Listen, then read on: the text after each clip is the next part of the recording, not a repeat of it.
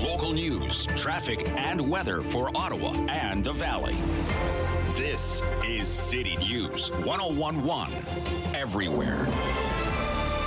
It's Wednesday, October 12th. Good morning. I'm Chris Curries. Right now in Ottawa, 6 degrees. It's 10 degrees in Smiths Falls. Here's what's making news in Ottawa and the Valley. The mayor's race is a dead heat between Mark Sutcliffe and Catherine McKenney. A new poll from Mainstreet suggesting that support for McKenney has 34%, while Sutcliffe is at 32%. Now, McKenney's support holding steady from past polls done in the past few months, while Sutcliffe's is gaining momentum.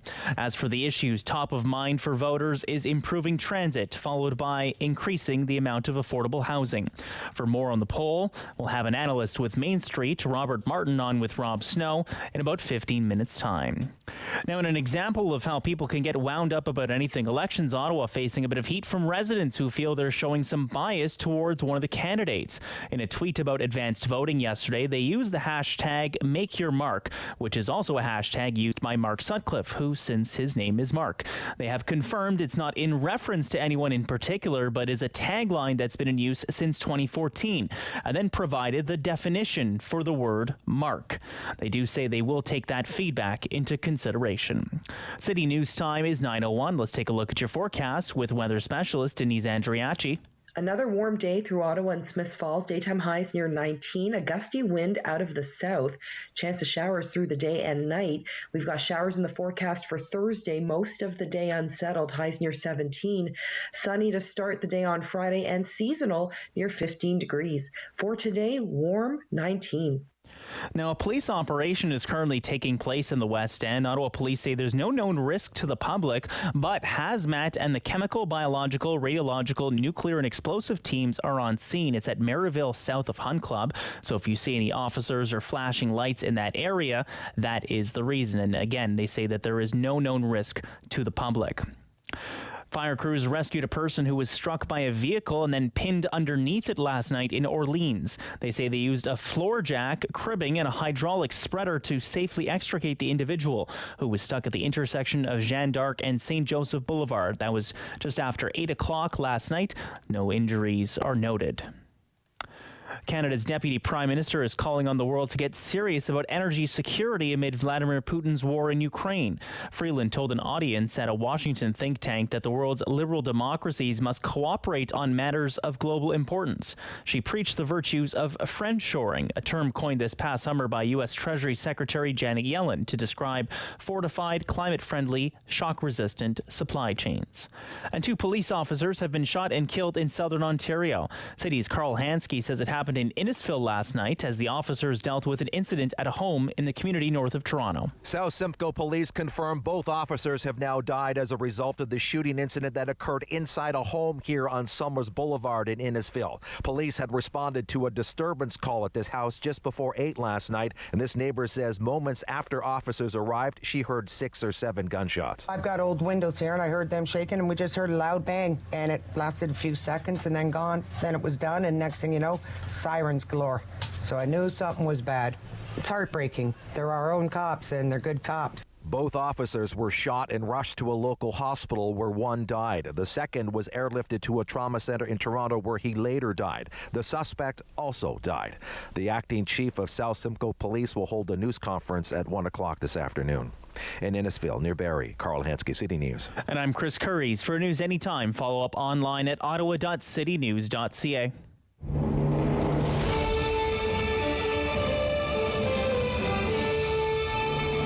Separating headlines from hearsay. It's the Rob Snow Show on Rogers TV and City News. 101.1 FM and 1310 AM. We're in the middle of the week already. 4-day work weeks. I can see the attraction. Good morning. Welcome to the Rob Snow Show on City News. We are all out, end to end, 110% at both ends of the ice for all 3 periods between now and noon. Thanks for coming along for the ride. Coming up, there's a new poll. Yeah, new poll about the race for mayor in Ottawa's municipal election, and we'll have the pollster on this morning. This poll was done by Mainstreet for iPolitics. And with a dozen days to go until Ottawa decides. Ottawa decides. What do you want to call the election show, Rob? Ottawa decides. It's a statistical tie. It's a tie. Mainstreet Research has the numbers. Sample size a little more than 1,100 voters in Ottawa over the age of 18, and it breaks down like this. McKinney, 34. Sutcliffe, 32. Shirelli, 7. The percentage of those undecided, 20%. The top issues: fixing public transit, followed closely by creating more affordable housing, then roads and infrastructure, then it was increasing or improving services, and rounding out the top 5, decreasing taxes. But on that race for mayor, what was once a sizable lead from this pollster, the sizable lead for Catherine McKinney is now down to the margin of error, and right now, I'm telling you, it's too close to call. We'll get more on the numbers in just a few minutes here on the Rob Snow Show. And then we're going to turn our attention to what is happening in federal politics these days. We'll score our political fix with a pair of analysts extraordinaire. Poilievre's YouTube videos, allegation that he's cozy with extremists. Is that going to stick to him, or is he going to stick handle out of it? Now, Poilievre had a really nice post-convention bounce, had his Conservative Party ahead in the polls. There was even one poll that suggested he was the preferred choice for Prime Minister. Does this halt all that momentum? As well, starting tomorrow, it's the public inquiry into the Trudeau government's use of the Emergencies Act to end the Freedom Convoy protest here in Ottawa in February. And this public inquiry will feature it's a who's who of politicians, municipal leaders, federal leaders, police officials, special interest groups, ordinary citizens. And to talk about what's at stake for the government and what's on the line for Poilievre. If you think back to those cold winter days, you had Mr. Trudeau spending most of that period at the newly renovated at great expense compound in the Gatineau Hills, if memory serves, while Poilievre was out and about. He did that video. You remember the video from the freezing cold overpass on the Trans-Canada Highway? So who's going to burn this inquiry more, Trudeau or Poilievre? Because when you think about it, the Freedom Convoy scorched a few careers, and it left some scars on this city. The Freedom Convoy was a career killer for some people. Along with LRT, Freedom Convoy seriously damaged Jim Watson's legacy. There's no escaping it. It's right here in this Mainstreet poll that's out today. It asks people about their opinion of Jim Watson as mayor. And more than half of those polled either somewhat disapprove or strongly disapprove of the current mayor's job performance. And that is quite a turnaround. Remember, Jim Watson won the last election in 2018 with more than 70% of the vote. The Freedom Convoy cost Peter Slowly his job as the chief of the Ottawa Police Service. Diane Deans went from being an experienced, powerful city councillor, a rumored contender for mayor, to getting kicked off the Police Services Board and then announcing she's getting out of municipal politics altogether, isn't running for re-election. She was going to run for mayor. Freedom Convoy put a stop to that. Aaron O'Toole, when he was Conservative leader, he didn't know what to do about the Freedom Convoy. So his own MPs kicked him to the curb. And look around the city, the reaction to Rolling Thunder, the sequel. Wellington Street has never reopened. Probably never will. And all the controversy about the St. Bridget's Church. 3 weeks. This past winter, we are still far from over it in this city. And the public inquiry starts tomorrow. We'll talk about it again today. And what the heck's going on in Alberta? Who is this new premier? And is she crazy? Yeah, your political fix coming up right after the 9:30 news. Going to look at world affairs as well. We do that every week with the help of Geoffrey Johnston. He writes about international affairs for the Kingston Whig Standard. 2 areas of focus for us. One is what's happening with Russia and Ukraine. The other is China. For weeks, Ukraine seemed to have this incredible momentum, retaking its territory. But now, after that bridge was blown up in Crimea, Putin has seriously increased the ferocity of his counterattacks. Putin has put a new general in charge of the war effort in Ukraine. This general has a reputation of brutality even by Russian standards.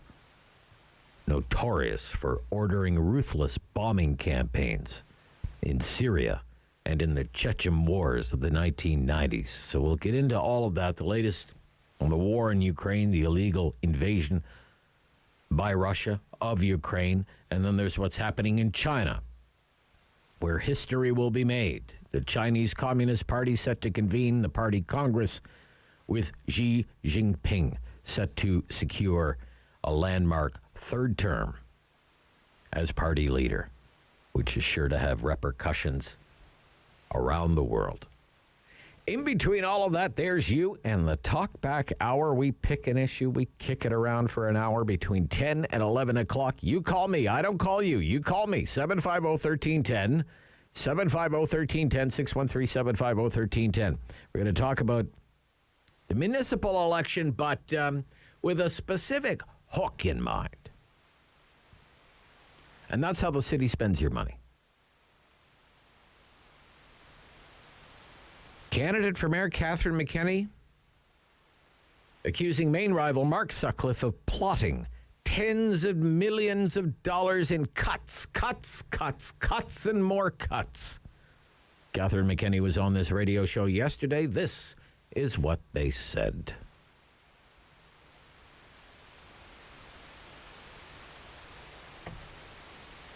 We don't have a McKenney clip. We played a McKenney clip yesterday.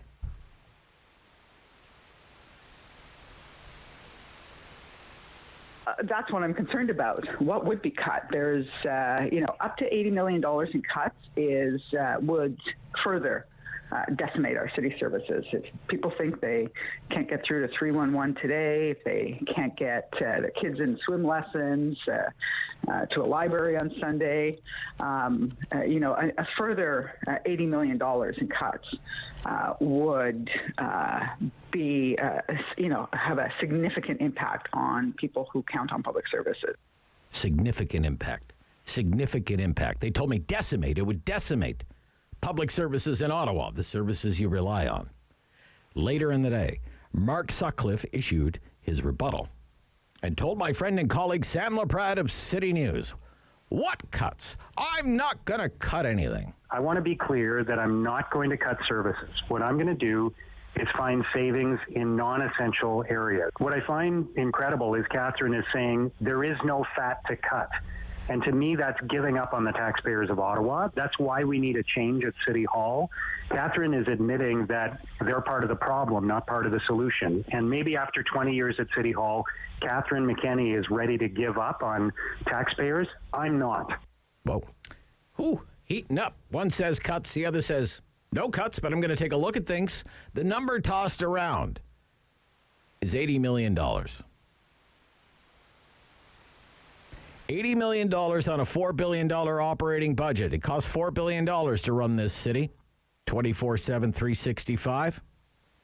$80 million on a $4 billion operating budget is 2%, or 2 cents on the dollar. So I want your 2 cents. Do you think the city government could save 2 cents on the dollar without seriously impacting city services? And if you do, how could it do that? Where is there money to be saved at the City of Ottawa? What's an example of something that either the city government does now that it shouldn't be doing? What's an example of something the city government does now that it spends too much money doing? 2 cents on the dollar doesn't sound like much, but you heard Catherine McKenney. Without that 2 cents, 311 won't answer your call. Swim classes canceled, libraries closed. I want to ask you, can you cut city spending by 2 cents on the dollar and still offer all the city services that people rely on, that the residents of Ottawa enjoy right now? Can you really reduce city spending without reducing city services, without hurting the people who rely on those city services? Give me your 2 cents on saving 2 cents on The Rob Snow Show on City News.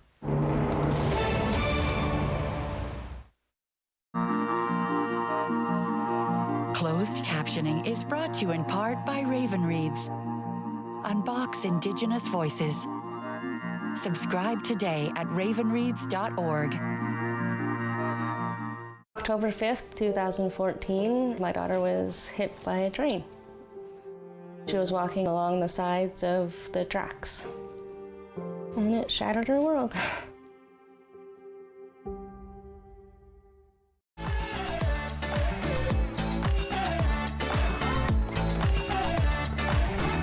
With clubs, leagues, and courts in every province and territory across Canada, squash is the sport for wall-to-wall fun, fitness, and friendship. From coast to coast to coast. Learn to play, and you'll want to do it every day. Squash. Play inside the box.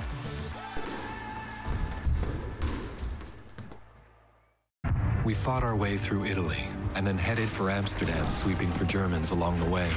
Our worst fear was to catch a bullet in these last hours of the war. I was 15 when the Nazis invaded the Netherlands.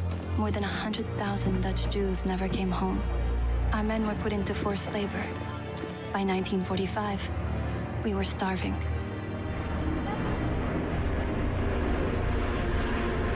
The food drops gave us hope. And then the Canadians came. Before Amsterdam, I couldn't have explained why we were there, all those years away from home, but the Dutch showed us why it mattered.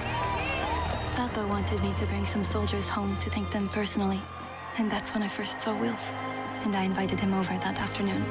Marguerite Blaise married Lieutenant Wilf Gildersleeve. They moved to Vancouver, where they raised 8 children. Today, the Dutch still remember the Canadians who liberated them. Hi, I'm Sahai from The Wiggles, and this is my new book, Something in Common. Join me on an adventure as a camp counselor, helping some amazing children make friends and share what family means to them. I wrote this book with my friends at Children's Aid Foundation of Canada to help children who might feel lonely or like they don't belong. Not everyone has the same type of family, but we all have something in common.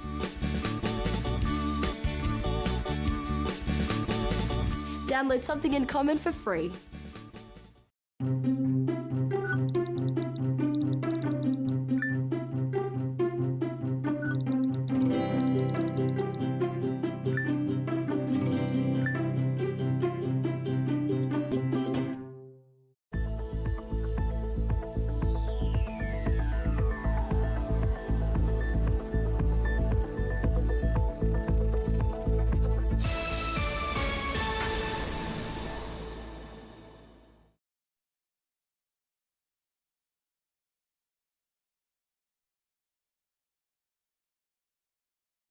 The world is changing. So keep up with Rob. The Rob Snow Show returns on Rogers TV and City News, 101.1 FM and 1310 AM. It's a tie. According to the latest poll, it was done for iPolitics by Mainstreet Research. Analyst with Mainstreet Research, Robert Martin, joins us this morning on the Rob Snow Show here on City News. Good morning. Good morning. Yeah, it's great to hear from you. Tell me about this poll. When'd you do it? We did this poll a couple days ago, or basically earlier this week, and yeah, as you mentioned, the big news coming out of it is basically a tie here in Ottawa for the mayoral. Okay, so this is automated telephone surveys, right? Yeah. So it's like, press 1 for this, Yeah. press 2 for that kind of thing. Okay, Exactly, so everybody knows, and you had a sample size 1,141. 141. So what does it say about the race? Yeah, I mean, it's very close, right? You've got Catherine McKenney at about 34%, 33.8 rounding, right? And then you've got Mark Sutcliffe there at 32%. That's a lot tighter than our last poll, the race. We polled this race about a month ago in early September, and we had a 14-point lead for Catherine McKenney, and it's definitely tightened up in the last month. Okay. You can break things down. I know that the margin of error is higher. The results may be less reliable, but you do break things down into subgroups. For example, when you look at things like age and gender, tell us about some of those results, please. Yeah, so those are always really fascinating when you look at polling results, and especially at the municipal level, right? So you've got Catherine McKenney. She's very dominant with 18 to 49, so that's generally the younger voters. But then Mark Sutcliffe is just as dominant with voters 65 plus. So it really shows a huge difference there in different age categories. And then obviously we also break out results by educational attainment and income level. So for voters who have a high school or less educational attainment, a lot of them are undecided, but Mark Sutcliffe does beat Catherine McKenney there. But then when you get to university educated or higher, Catherine McKenney leads with that group. And yeah, lots of fascinating different breakouts in terms of when you look at the different demographics there. Yeah. High school or less, it's almost a 2-to-1 advantage. Mark Sutcliffe over Catherine McKenney. College or trade school, so an Algonquin grad versus an Ottawa U grad, say for example, and an Algonquin grad may be more likely to vote for Mark Sutcliffe, whereas somebody who graduated from university more likely to support McKenney. On the income side, I find it interesting as well because it seems, say, those in the lower income groups more likely to vote for McKenney. Those in the middle more likely to vote for Sutcliffe, but households earning more than $100,000 a year support McKenney. The affluent would be more likely to vote for McKenney. So that's interesting as well. So, that's the thing. It's kind of a bit of a feedback loop when you talk about when you tie that back to the educational breakouts, right? People with university degrees are favoring McKenney. They're more likely to have higher potential earnings, so therefore that kind of is in the higher education 100,000 plus group, and that's the thing. When you look at where those voters live, higher income generally tends to either live kind of more downtown or in the outer suburbs, right? So it kind of points to McKenney's coalition as kind of being a bit more kind of urban than maybe Sutcliffe's. Okay, it's being called a change election because so many seats are up for grabs. We know there's going to be a new mayor. Many councillors are not running again. So races are considered wide open because there's no incumbency advantage. What's the desire for change? For example, your poll asked, what is your opinion of the current municipal government in your city? And it seems to break down, say, 60-40, with the 60 saying, I'm really not that satisfied. Could that be an indication that there's a strong desire for change? Yeah, there definitely is, right? I mean, you've had basically Watson since, I believe, 2000, was it 10 or 2006? I can't remember. But he's been in office for quite a long time, right? It's been a long time since there's been a new mayor, and 2010, yeah. With all governments, eventually people just want change, right? They want new leadership, new direction, and there's issues in Ottawa. There's issues in every city, but I think when you've dealt with the same issues long enough, I think you want new faces in there to kind of clean house and change up some of those existing problems, and I think that's what we're seeing right now. Okay. Let me ask you, what are the big issues? You asked about the top issues. What are they? Yeah, so we did this for all of our municipal polls. We did a couple we've done Ottawa, we did Winnipeg, a bunch of other major cities across Canada holding municipal elections this year. And yeah, I think the biggest ones are like improving transit and affordable housing. But when you look further down the crosstabs into those, other issues like decreasing taxes, they're particularly appealing to different kind of age demographic, like age breakouts and different demographic groups. So, but yeah, it really seems like a lot of voters are turning out, at least in 2022, kind of more on transit and housing. I think those are the biggest issues we're seeing in municipal elections across Ontario and BC. Okay.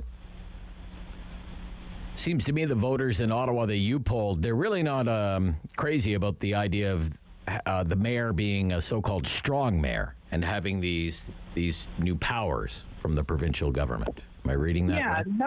Yeah, that was an interesting question we asked, because that was a big kind of topic of debate in Ontario. That was kind of random, unexpected decision by the Ford government to grant strong mayor powers. And from all the ones we've kind of polled, we've generally seen not a lot of support for these kind of strong mayor powers. And I think people are a bit unsure what that means, like what makes a strong mayor versus not a strong mayor. And I think people would kind of rather see mayoral candidates or their mayor kind of work across the aisle with city council rather than kind of being able to unilaterally overrule them, right? So. Okay. Very interesting. With less than 2 weeks to go now, we're really down the back stretch in this municipal campaign, and I guess at this point it's too close to call. Robert Martin, thank you. Thank you very much. Yep, from Mainstreet Research with the latest poll on the municipal campaign. A couple of other findings from this poll. Mainstreet, do you think your city is building too little housing, the right amount of housing, or too much housing? And by a fairly wide margin, too little housing, 44%.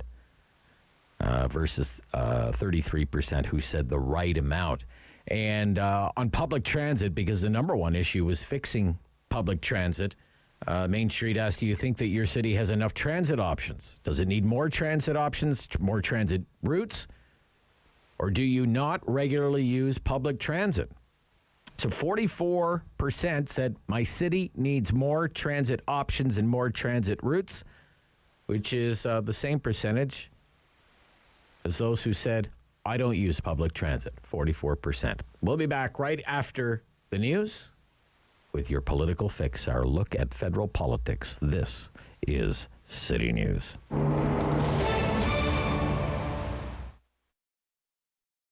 Play 4 games of bingo from the comfort of your own home each Monday at 7 p.m. for your chance to win money from our $2,000 regular bingo or $5,000 super bingo night. Kiwanis TV Bingo, Mondays at 7 p.m. on Rogers TV. What are we doing about COVID? Seems like the communications have been all about how everything's opening up, and yet here in Ottawa we're experiencing our 7th wave, so a bit of a contradiction there.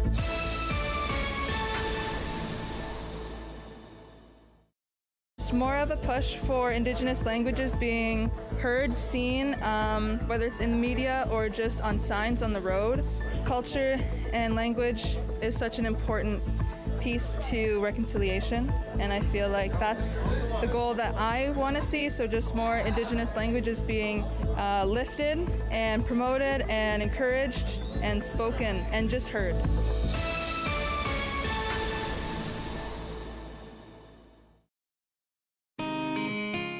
Hi, I'm Meg from AIM Fitness, and I'm here with my buddy Fit Finley. Join us every week for Fit Over 50. We'll take you through some low-impact and high-intensity workouts designed to improve your strength and your balance. All you'll need is a resistance band, some light hand weights, and also your water bottle and a sturdy chair. Tune in right here on Rogers TV and let us be part of your weekly routine. Hello, I'm Jim Deeks, host of Canada Files. I hope you'll join me each week for interesting and informative discussions with some of Canada's most impressive people. Every year, dozens of Canadians are killed or seriously injured because they take risks around railway tracks. Talk to your loved ones about rail safety. Visit stoptracktragedies.ca. Number 1 for local news, traffic, and weather for Ottawa and the Valley. This is City News 1011 everywhere. It's Wednesday, October the 12th. Good morning. I'm Chris Curries. Right now in Ottawa, up to 9 degrees. It's 12 degrees in Smiths Falls with mostly cloudy skies. Here's what's making news this hour. A Mainstreet poll on the municipal election race is out and shows a nearly dead heat for the top job in Ottawa. Catherine McKenney with 34% support, or Mark Sutcliffe at 32% support. And the top issue on voters' minds right now, improving transit. A person who was struck and pinned by a vehicle was successfully rescued by firefighters in Orleans. Last night, crews arrived to Jeanne d'Arc in St. Joseph and used a floor jack, cribbing, and a hydraulic spreader. The pedestrian was taken into the care of the paramedic service. Ontario Premier Doug Ford says he's heartbroken by the deaths of 2 police officers who were killed in the line of duty.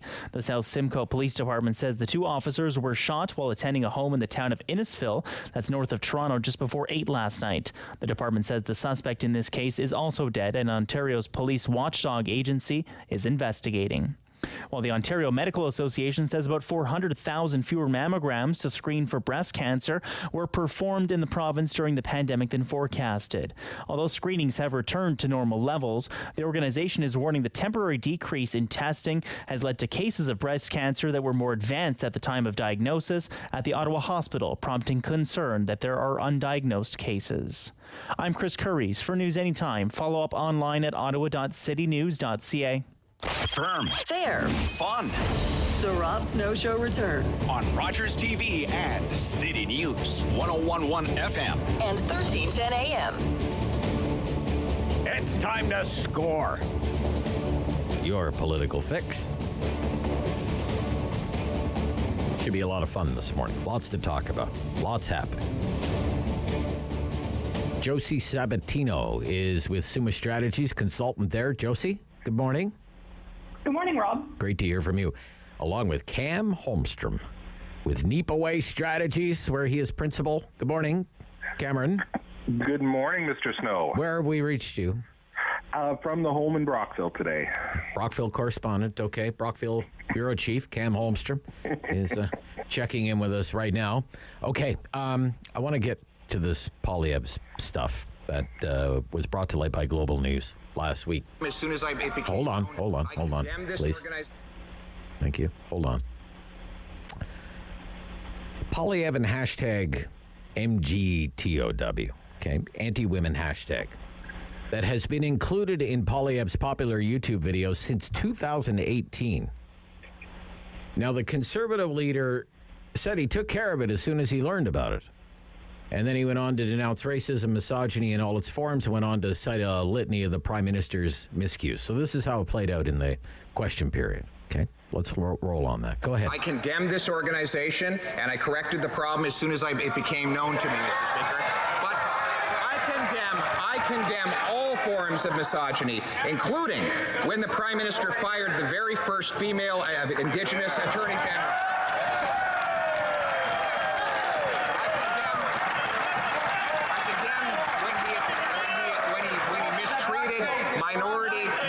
His own caucus who had to leave politics, and I condemn him for when he dressed up in racist costumes so many times he forgot them all. We condemn it always, Mr. Speaker.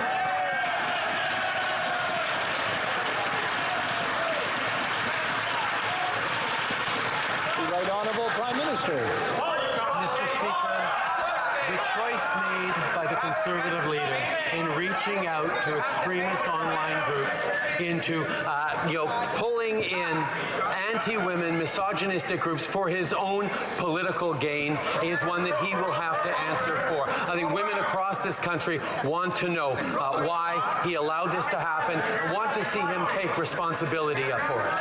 That's right. The Honourable Leader of the Opposition. Okay, I took responsibility. Okay, so whatever investigation his team called is over. We know that. So I would ask you, Josie, what damage has this done to Pierre Poilievre? You know, I think the biggest challenge Mr. Poilievre has to contend with is the fact that no other party, you know, except for maybe the PPC, has to deal with an issue of this nature. And the Liberals will take advantage of this.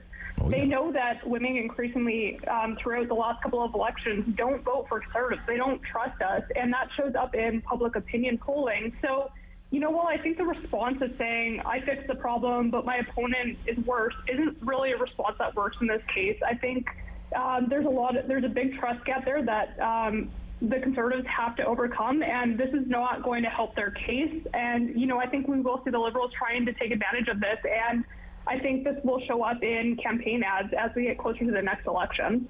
Oh, yes. Okay. Cam, what do you think, Cam?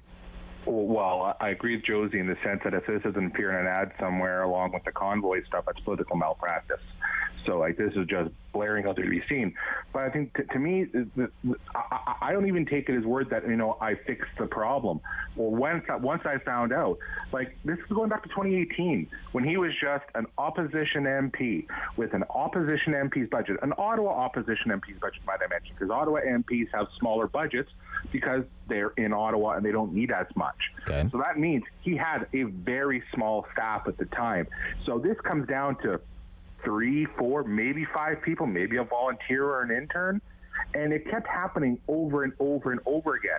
And the thing is, the way this stuff works, Rob, is that as someone who's managed MP social media before, but also who had a YouTube page for my blog, it's one of these things where you have to put it in each time, right? You may be copying and pasting a list of hashtags in, but you still got to put it in. And at the end of the day, it's so that the Google algorithm that can find it. Because remember, YouTube is owned by Google, right?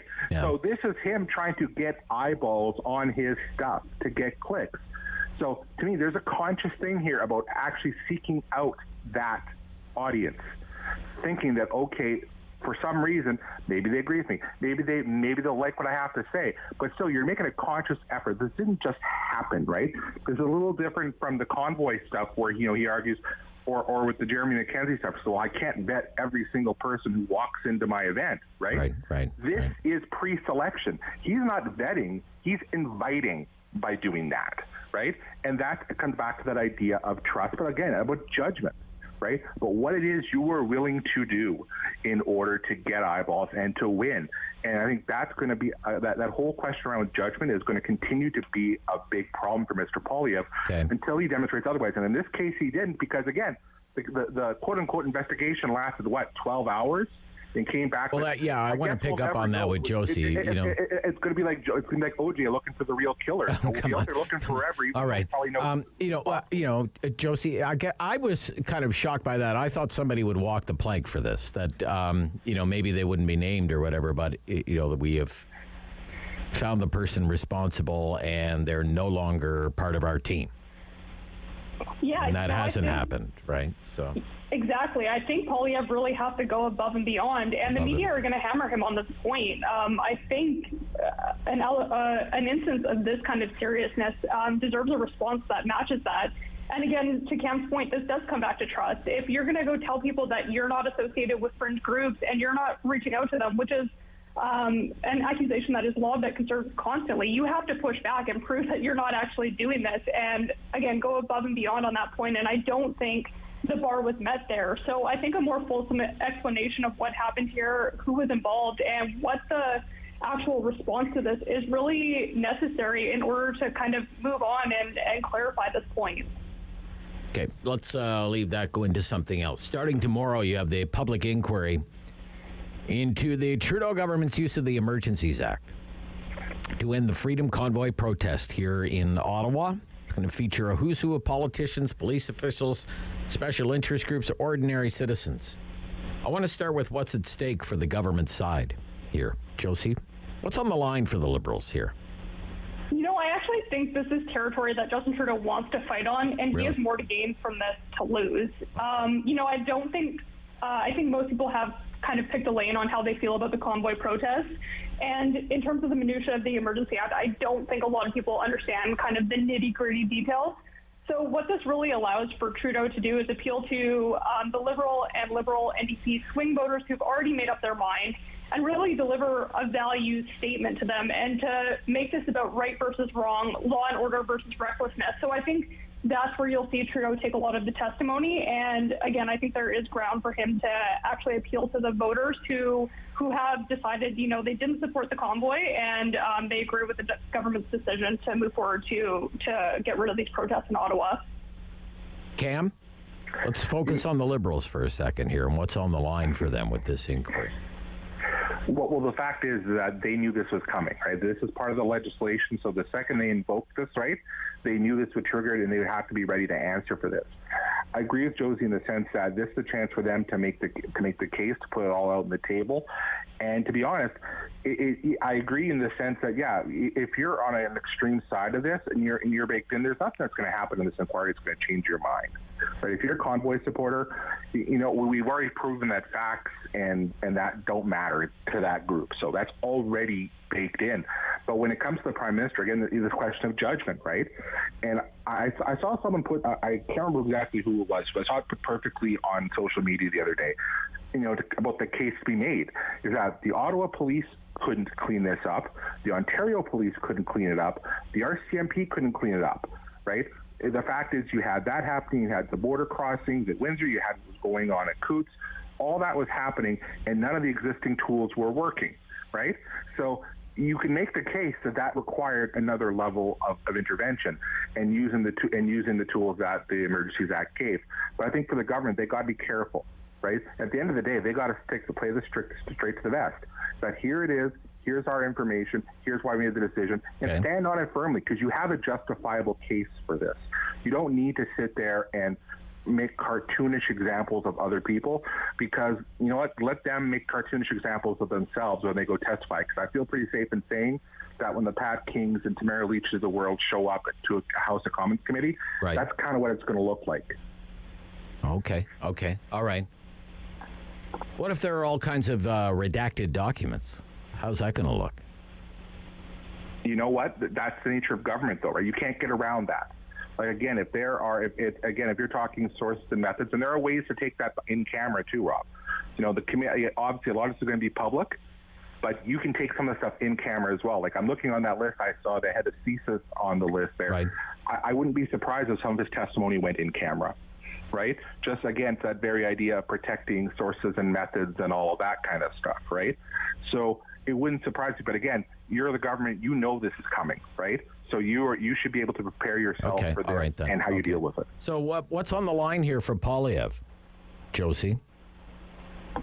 I think he's going to use this as an opportunity really to solidify the base of support that supported him in the leadership and to fundraise off of them, frankly. But in terms of what there is at stake here, I think there is more to lose with these swing voters or these undecided voters who are tuning into this, who are hearing the government's rationale, who maybe didn't believe in the convoy in the first place. Mm-hmm. And, I actually think this takes Poilievre away from a more salient message that he has been driving for the past couple of weeks and has had a lot of success in, which is focusing on economic issues and the cost of living challenges that are facing Canadians right now. And I really do think that is probably where he needs to be spending his time. And I do think, these inquiries kind of distract him from that overall narrative that will be more salient come the election time. Okay. So do you think the public cares at this point, or is the freedom we care in Ottawa? I think this is still a very top-of-mind story for people in Ottawa, what happened here in February, late January through the third week of February. It's playing out in the municipal election campaign right now. But do you think, generally speaking, across the country, is this going to be a top-of-mind story for people? Or will they tune in? Well, they'll tune in when the Prime Minister is there, for example, or say, some of the top organizers and well-known public figures in the Freedom Convoy. Maybe then they might pay attention. What do you think? What's the care factor here for the general public, Cam? I don't think it's going to be as high as maybe it should be, because we have to realize what went down. And I think, yes, for us that live in the area, that work in the area, there's that immediacy you can't get around, right? So that's going to leave an impact on you, and you're going to care about the result that much more. But you know what? I think that's part of the function of this whole review, though, too, right? Is that, like, to me, that it's important that it's happening. Because that, to me, was always when you saw what the law became after it was the War Measures Act, when they made the change. Putting that review function in, again, allows lessons to be learned and how to do better the next time, right? Because it has to be invoked again. And I think, to me, that exercise isn't always going to be a heated thing that maybe people pay attention to. But I think it's good that people know that it's happening, right? Because, again, it's showing that the checks and balances on the system are working and are being taken seriously. So if ever another government finds itself in the unfortunate position to have to maybe invoke this act in the future, I think that'll help with the discussion, because this last time it was a totally new discussion because it hadn't been done, right? Mm-hmm. So I think that maybe people aren't paying attention to every hearing. This isn't going to be like in the States, the January 6th Commission. But I think what you're going to see is, I think people will pay attention to the end result, what comes out, right? And yeah, they'll pay attention when the Prime Minister and big ministers and the muckety-mucks from the other side get up and, whatever clips that they have that hopefully aren't going to be too incendiary. Okay, we'll be right back with your political fix. Part 2 next. Rob Snow Show, City News.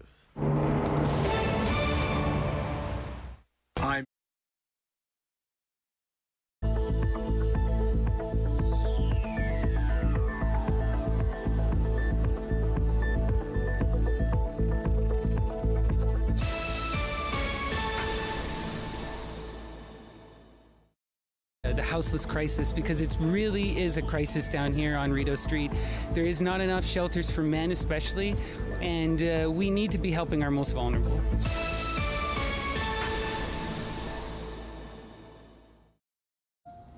Sometimes, for a wish to come true, it takes a kingdom, because together we're stronger. Tied tight, united we stand, in honor of one child's wish, to fuel the fire that will grant many more.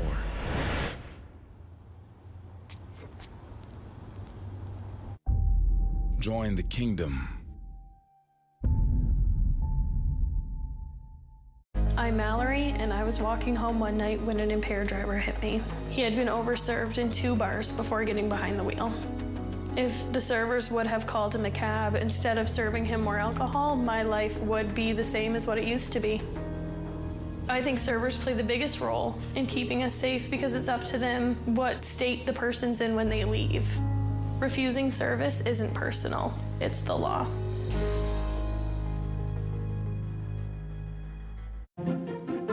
Do you have something to share? Let everyone know about your next meeting, your need for volunteers, or your fundraising event on the Rogers TV Community Billboard. Send us your words and we'll bring them to life on Rogers TV and rogerstv.com.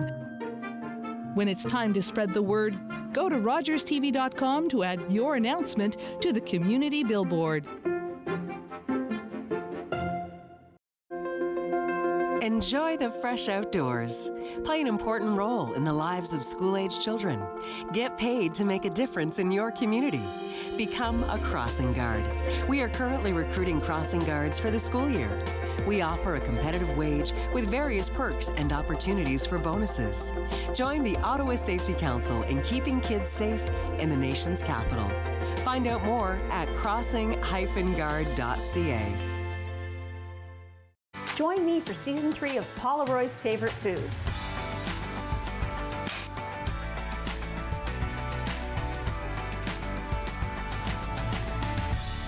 Whew, that was a lot. I think I need a nap. October 5th, 2014, my daughter was hit by a train. She was walking along the sides of the tracks, and it shattered her world. Community opinion. The Rob Snow Show returns on Rogers TV and City News. 101.1 FM and 1310 AM. 9:49, part 2 of your political fix on the Rob Snow Show on City News with Josie Sabatino and Cam Holmstrom.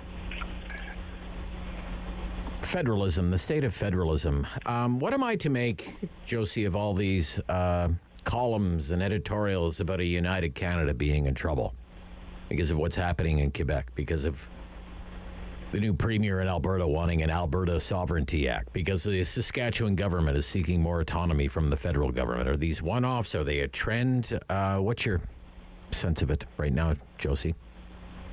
The thing I take away from this is that this isn't new. This anger has been brewing for a long time, and it hasn't sprung up overnight. And if you look back to what happened after the 2019 federal election, you see this in the results of that election alone.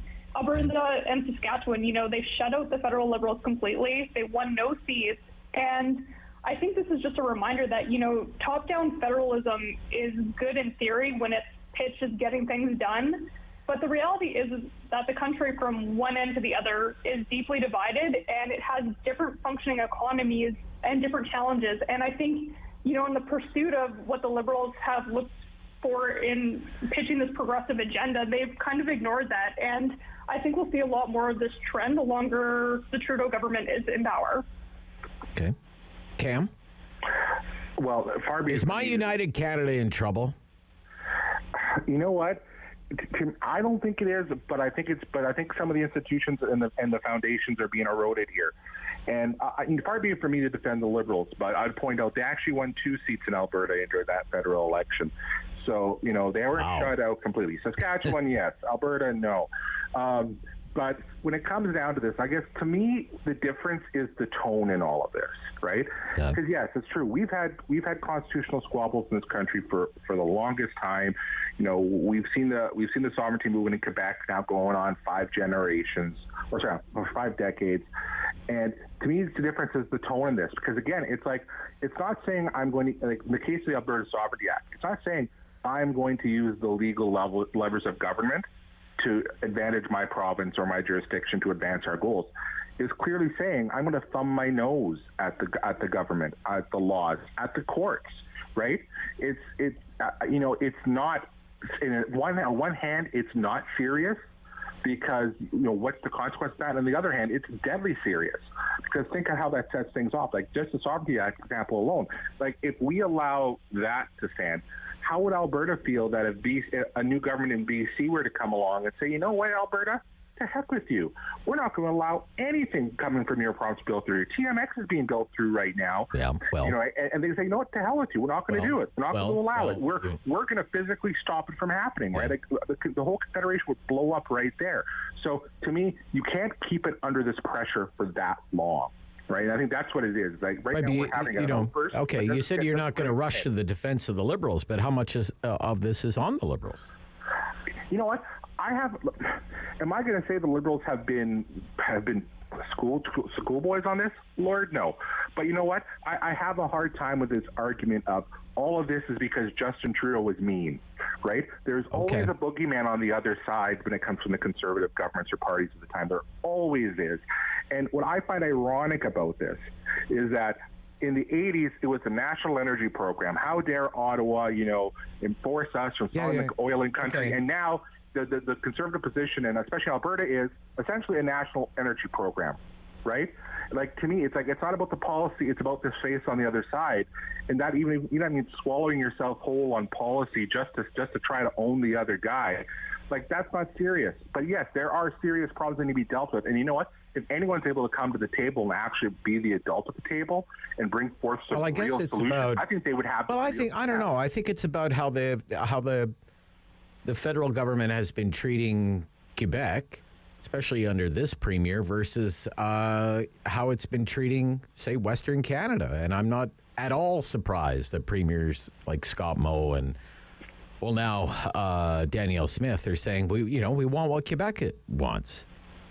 How long can a federal government turn a blind eye when a government in Quebec says, no, we're not multicultural. The rest of Canada can be multicultural. We're not going to be multicultural. We're going to have a secular province. We're going to ban people from professions if they wear religious garb. We're going to crack down on Anglophones again. And Rob, and that's where I agree with you. These sorts. We want more control over immigration. Ibbotson, the Globe today, says basically the province is self-governing, and I couldn't agree more. They didn't have to have a referendum to separate. I agree with you on that. Okay. My point, and that's my point, right? Yeah. These are things where, you know what, if you let things rot, if you let it sit, it's going to make it weaker. And the federal Liberals own that. But you know what? Every federal party owns that because they have in some way, shape, or form, and including my own. Is anybody really surprised saying, look at what Quebec can get away with? Look at what Quebec can get away with. If I'm the premier, look at here in Ontario. Premier Ford wants more control over immigration now.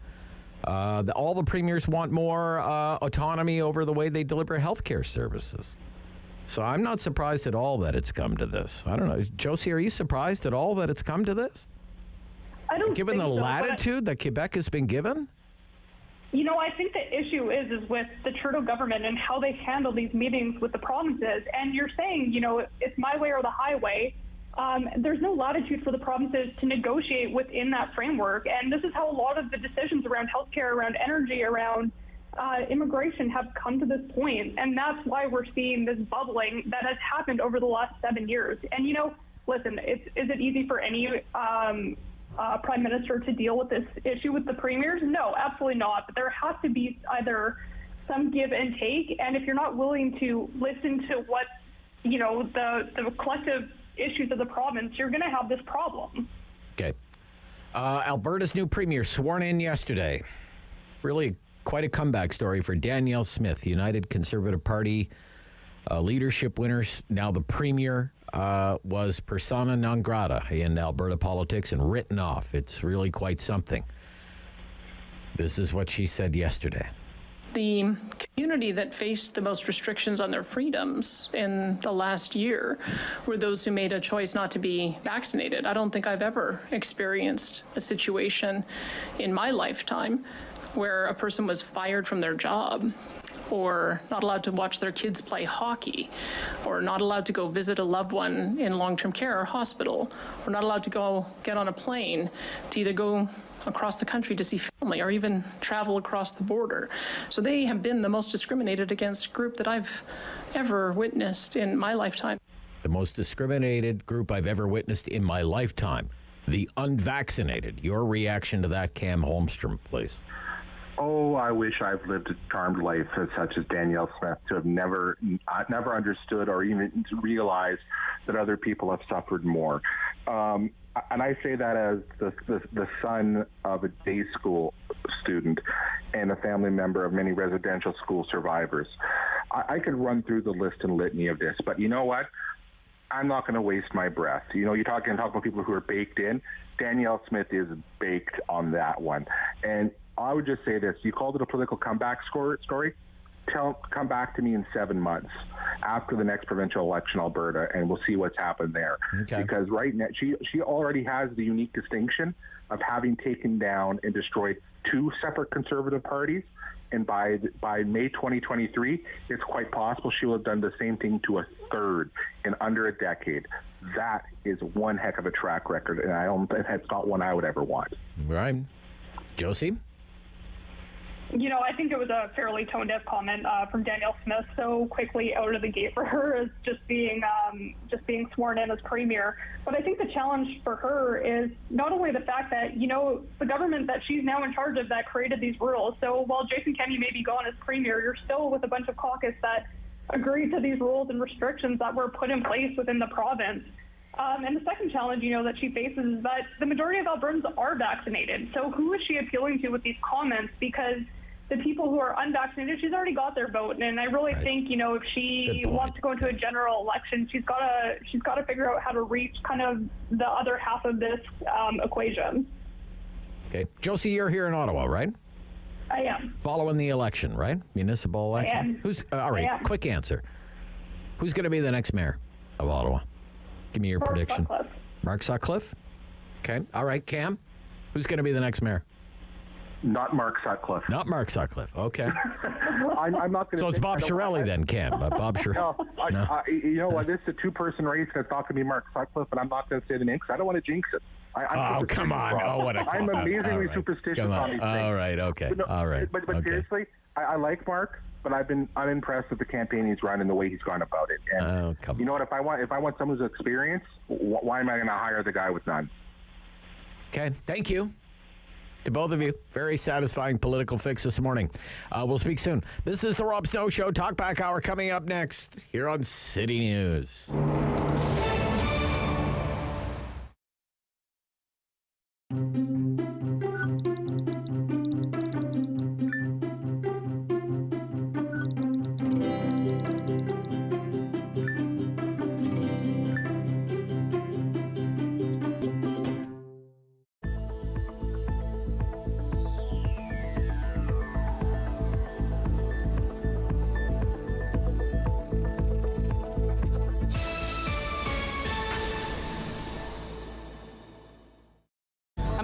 Policing in every community is going to be challenged. The community policing model is already a harm reduction response to the way that they police. I just think that we have, again, another opportunity to use police for the things that police should be used for, and then develop some other avenues for things that we can take off a police officer's plate, because it's just not what they should be doing.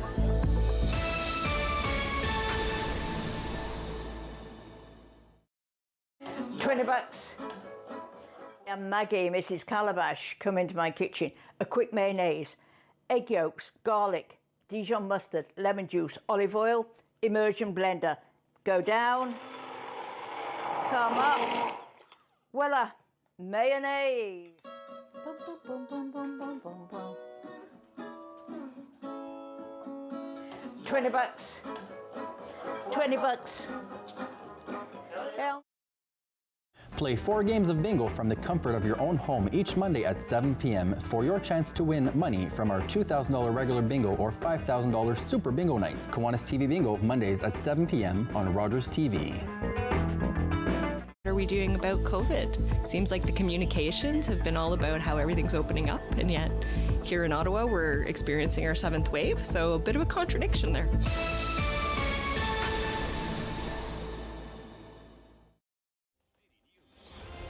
WW 1310 AM in Ottawa. And CJET 1011 FM in Smiths Falls and the Valley. Number 1 for local news, traffic, and weather for Ottawa and the Valley. This is City News 1011 everywhere. It's Wednesday, October 12th. Good morning. I'm Chris Curries. Right now in Ottawa, 13 degrees. It's 14 in Smiths Falls. Here's what's making news in Ottawa and the Valley. The mayor's race, a dead heat between Mark Sutcliffe and Catherine McKenney. A new poll from Mainstreet suggesting that support for McKenney, 34% of voters, while Sutcliffe is at 32%. Mainstreet analyst Robert Barton breaks down the numbers on City News. Catherine McKenney, very dominant with 18 to 49, so that's generally the younger voters. But then Mark Sutcliffe is just as dominant with voters 65 plus. So it really shows a huge difference there in different age categories. McKenney's support holding steady from past polls, while Sutcliffe is gaining momentum. As for the issues, the top of mind is improving transit, followed by increasing affordable housing. Now, the current mayor, Jim Watson, with one final speech this morning, he looked back on his legacy and talked about the importance of democracy in the upcoming municipal election. He also took a pointed shot at an unnamed candidate. Unfortunately, some candidates running in this election would like to think that we're living in a backwater village that hasn't evolved or progressed over the years. They'd rather talk down Ottawa than build it up. And I don't think it's fair to our residents or business owners or to our tourism partners who work day and night to attract visitors to fill up our hotels and restaurants and shops all throughout the city. The municipal election is on October the 24th. City News time is 10:03. Let's take a look at your forecast with weather specialist Denise Andriachi. Another warm day through Ottawa and Smiths Falls. Daytime highs near 19. A gusty wind out of the south. Chance of showers through the day and night. We've got showers in the forecast for Thursday. Most of the day unsettled. Highs near 17. Sunny to start the day on Friday and seasonal near 15 degrees. For today, warm 19. A police operation currently taking place in the West End. Police say there is no known risk to the public, but there are hazmat teams and the chemical, biological, radiological, nuclear, and explosive teams on scene. Again, no known risk to public, and it's at a business on Merivale south of Hunt Club. Fire crews rescued a person who was struck by a vehicle and then pinned underneath it last night in Orleans. They say they used a floor jack, cribbing, and a hydraulic spreader to safely extricate the individual who was stuck at the intersection of Jeanne d'Arc and St. Joseph Boulevard. The two police deaths in Innisfil come just a month after a Toronto constable was gunned down in Mississauga. A York Regional police officer was killed by an alleged impaired driver 2 days later. Our Laura Carney joins us with a social media response to this latest tragedy involving police this morning. Prime Minister Justin Trudeau tweets he's sending his deepest condolences to South Simcoe Police as they mourn the passing of two officers who were killed in the line of duty. Premier Doug Ford says he is heartbroken and says we are praying for the officers' families and all the police officers who put their lives on the line to protect our communities. OPP Commissioner Thomas Carrick says the thoughts of OPP members are with the families of the two officers who died. #Heroes in Life. There have now been 4 officers killed in the last month. Laura Carney, City News. And a leak has been detected in an underground oil pipeline in Poland. The pipeline is the main route through which Russian crude reaches Germany, and the cause of the leak is not yet known. The incident follows leaks late last month in the Nord Stream 1 and 2 gas pipelines running along the Baltic seabed. A Polish government security official says the leak could be the result of an accident, but that officials are still investigating. I'm Chris Curries. For news anytime, follow up online at ottawa.citynews.ca. It's time to talk back On the Rob Snow Show. Have your say and call now. 613-750-1310. I want your 2 cents. At 750-1310. Do you think the City of Ottawa, the city government, could save 2 cents on the dollar without impacting city services? That's seriously impacting city services. And if you do, how? How would it do that? For example, what's an example of wasteful city spending? Okay. If you think the city government can actually save 2 cents on the dollar without impacting city services. Or maybe you don't think that. Maybe you think, okay, maybe it's possible, but only at the expense of those city services that people rely on, the city services that people enjoy right now. It can't reduce spending without reducing city services. Or maybe you think it's not possible at all, and there's just no fat to trim in the entirety of the Ottawa municipal government. Yeah, give me your 2 cents on the dollar. Give me your 2 cents on the dollar. Do you think the city government can save 2 cents on the dollar without seriously impacting city services? And you just can't say yes and hang up. If you think it's possible, you have to give me an example. An example of something that the city government does that it shouldn't be doing, or an example of something the city does that it spends too much money doing. I mean, those are kind of the conversation starters this morning with a dozen days to go in the municipal election. It's 2 cents on the dollar. Okay. It doesn't sound like much. But do you think it can be done? And the city government can still do all the things that it does now with 2 cents on the dollar less than it's taking in right now. What do you think? I'd love to know what you think on this. All right, 2 cents on the dollar. You hear it all the time, right? Oh, if we went line by line through the city budget, there's no way we couldn't find savings. Is that true?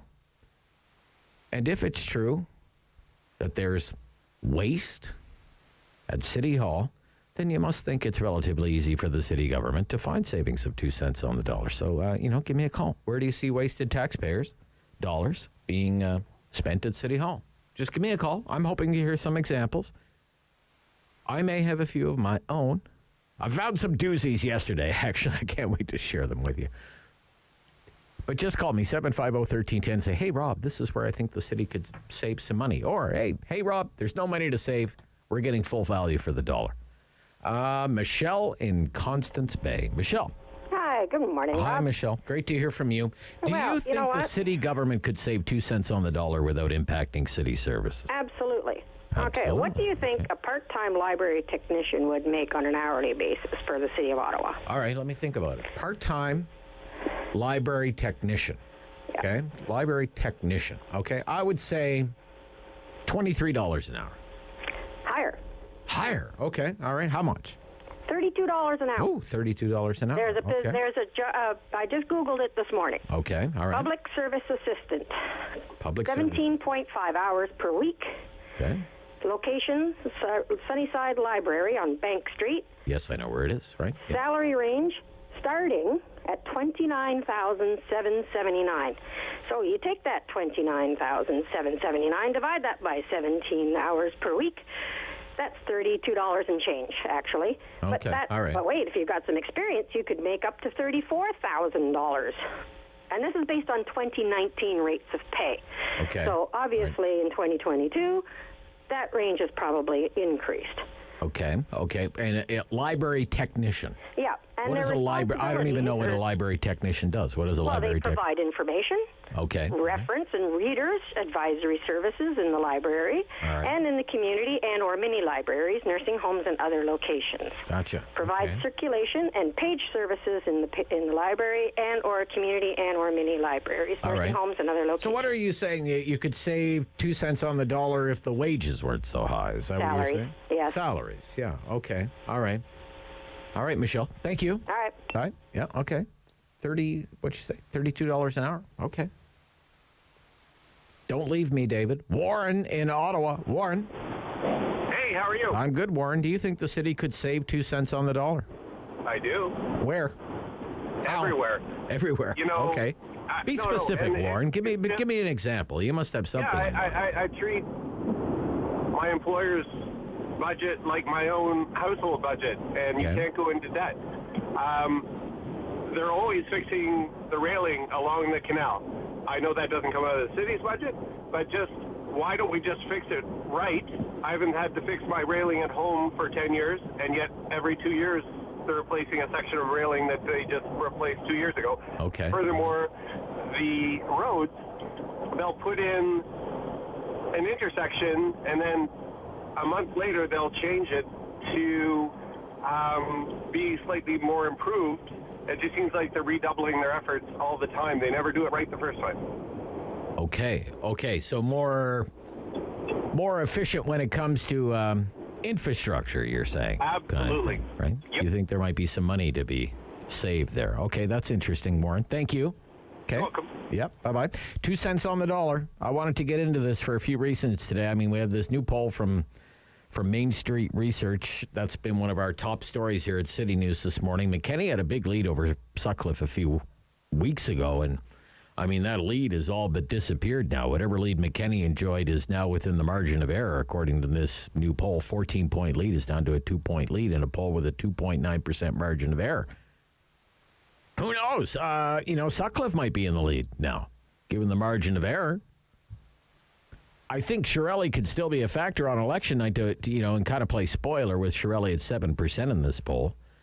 We can go, deeper into the polling results, but the main question is 2 cents on the dollar. 2 cents on the dollar as the candidates go back and forth on cuts. And McKinney accusing Sutcliffe of plotting $80 million in cuts on a $4 billion budget, which is 2 cents on the dollar. That's how we get to 2 cents on the dollar. 750-1310 in Canada. It's Chris. Good morning, Chris. Good morning, Rob. I'm going to add to the death and taxes guarantee. Government waste is also a guarantee. They can find savings everywhere. Start by getting rid of all the committees and consultations. They're elected to make decisions. Why take 9 months to spend on a study? They're the ones elected to make the decisions. Stop wasting the money there. Or the 7 city guys holding a shovel while one guy's doing the shoveling.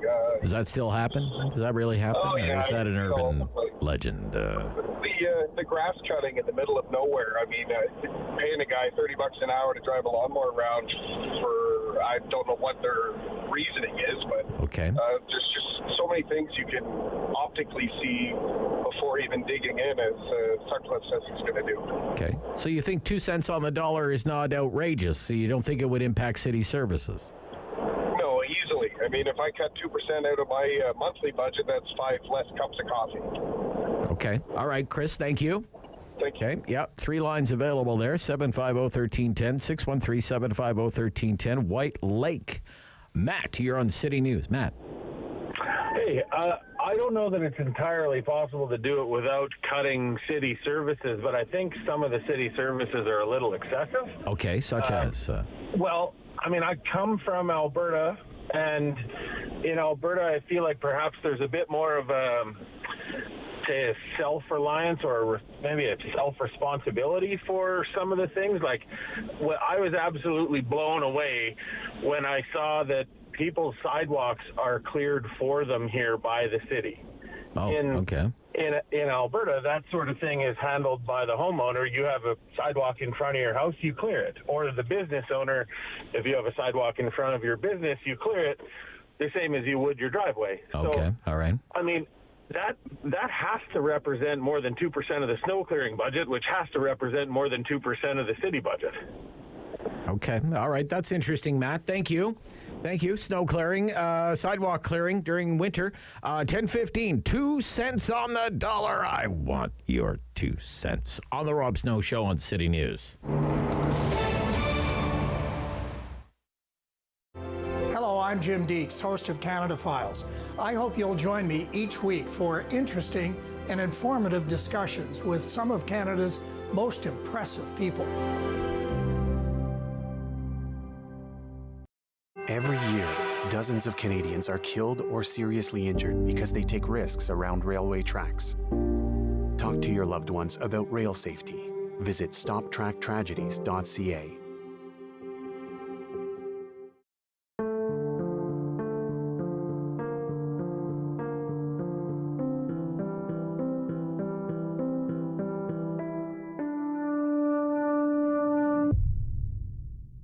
Blood in the urine is the most common symptom of bladder cancer.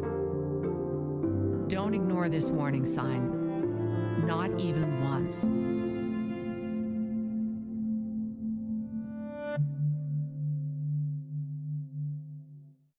Treaty in Cree is Naskomitoin, an oral agreement. And our agreements were always spoken. For George Spence, the core of treaty was Wichihioin, to help one another. And so we, the commissioners... He was there for the making of Treaty 9, where the Cree were told... We will honor this agreement together, for as long as the sun shines and the waters flow.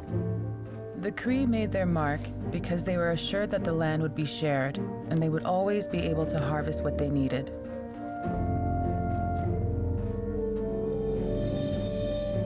George Spence was my great-grandfather. In his life, he saw many promises of the treaty go unfulfilled. Treaties were essential to the creation of Canada. First Nations still fight for the agreements to be honored. Hi, I'm Sahai from The Wiggles, and this is my new book, Something in Common. Join me on an adventure as a camp counselor helping some amazing children make friends and share what family means to them. I wrote this book with my friends at Children's Aid Foundation of Canada to help children who might feel lonely or like they don't belong. Not everyone has the same type of family, but we all have something in common.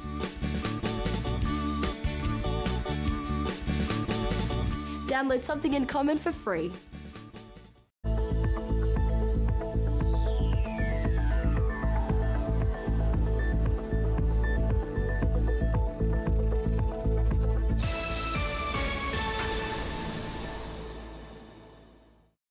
The houseless crisis, because it really is a crisis down here on Rideau Street. There is not enough shelters for men especially, and we need to be helping our most vulnerable.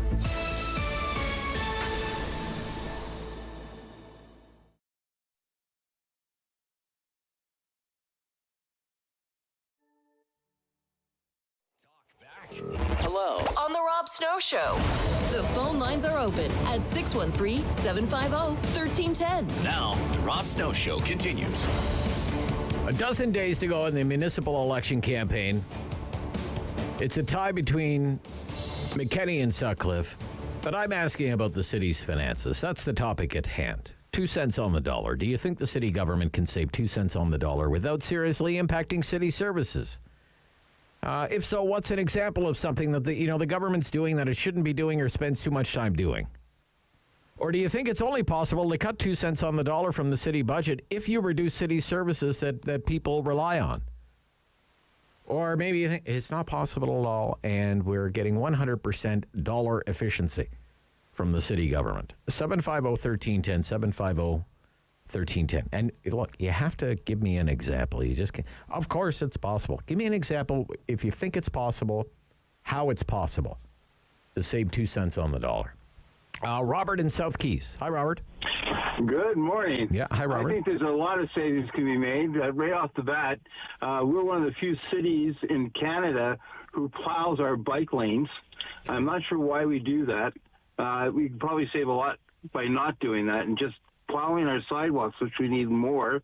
We do a lot of subcontracting. Lawyers, for instance, we have lawyers on staff of the City of Ottawa, yet we still subcontract out and hire other lawyers to do business. I don't understand that. Well, we do that because some of the lawyers that are on the staff of the city don't have, sometimes they don't, depending on the case, don't have expertise in some areas of law, right? So that's why we do that. So, yeah. I can understand that, but then why do we have lawyers at all then?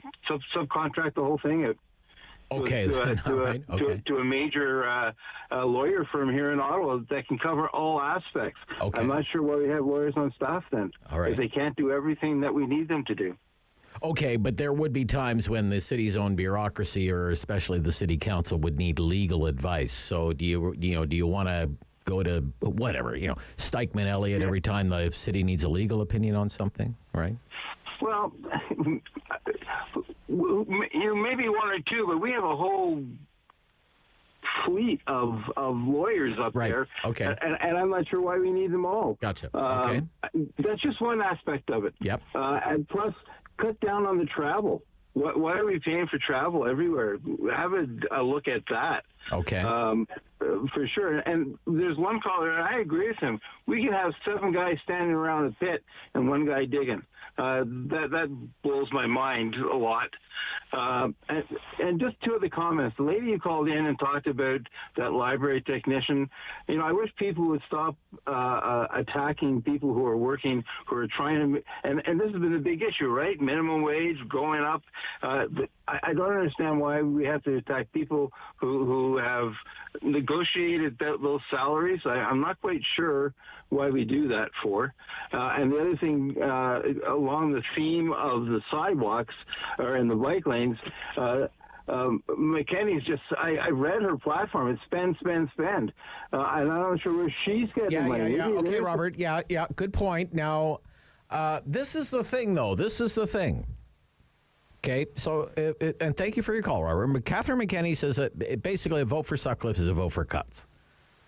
And again, we're going to play the clips. Let's start with McKenny. On my show yesterday, alleging $80 million in cuts are in the works if it's Mayor Sutcliffe. This is McKenny yesterday. What I'm concerned about what would be cut. There's, up to $80 million in cuts would further decimate our city services. If people think they can't get through to 311 today, if they can't get their kids in swim lessons, to a library on Sunday, a further $80 million in cuts would have a significant impact on people who count on public service. Decimate is the word they use. Decimate.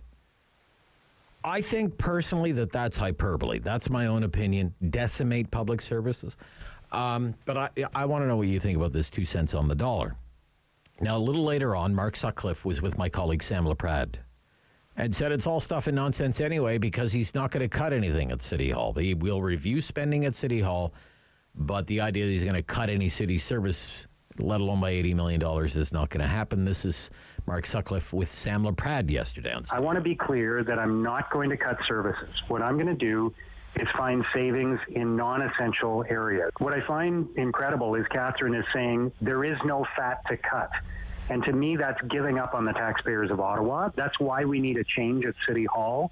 Catherine is admitting that they're part of the problem, not part of the solution. And maybe after 20 years at City Hall, Catherine McKenny is ready to give up on taxpayers. I'm not. Okay, so whatever it is, it's let's go with $80 million, okay? It's a lot of money. If you won it in the lottery, we'd probably never hear from you again. But it's 2% of the city's operating budget, and if you include the capital budget, it's 1.6% of total spending in a year. But let's go with this 2 cents on the dollar. Can the city trim spending by 2 cents on the dollar and still do everything it does now? Bruce in Ottawa. What do you think, Bruce? Morning. I think we got to take a lead from Toronto and go reduction in city council. We got to drop from 23 city council seats to down. It'd be nice to get it down to 15. If I don't know if the budget is in each city councilor's office, but it's got to be a couple million a year. Okay. Bruce, you know you're not allowed to call here. You weren't allowed to call me when I was at the other place, that you've been banned for life. And plus, you're a candidate in the election, and you didn't even declare that to the producer, for crying out loud. Irving in Orleans. Irving. Go ahead, Irving. Okay, the first thing is... Do you think we can save 2 cents on the dollar, Irving? Winnipeg makes biodiesel for their buses. We can do it too. Okay. Biodiesel's been made since the 1900s. Is it cheaper, though? Of course it's cheaper because it's alcohol. You just add it to your diesel in the summertime. Okay, well, I don't know. Irving, just hold on a second. Gasoline is like, what, $1.80 around the corner here, $1.70 around the corner here? I noticed diesel's $2.24 a liter now. Yep. So you'd save some money on the fuel. Okay, save money. And all you're using is grass clippings. Grass clippings. Okay, all right. Okay. The second thing is Winnipeg found snow tires for their buses. Oh, did they? Okay. Yeah. So. Do they use articulated buses there? Yeah. They do? Okay. Yeah. Same buses we got. Oh, really? Okay. And they put them on the axles, on the rear axles. Because we've been told forever they don't come with snow tires. They can't even get snow tires for those buses. Yeah, right. Well, that's what we were told.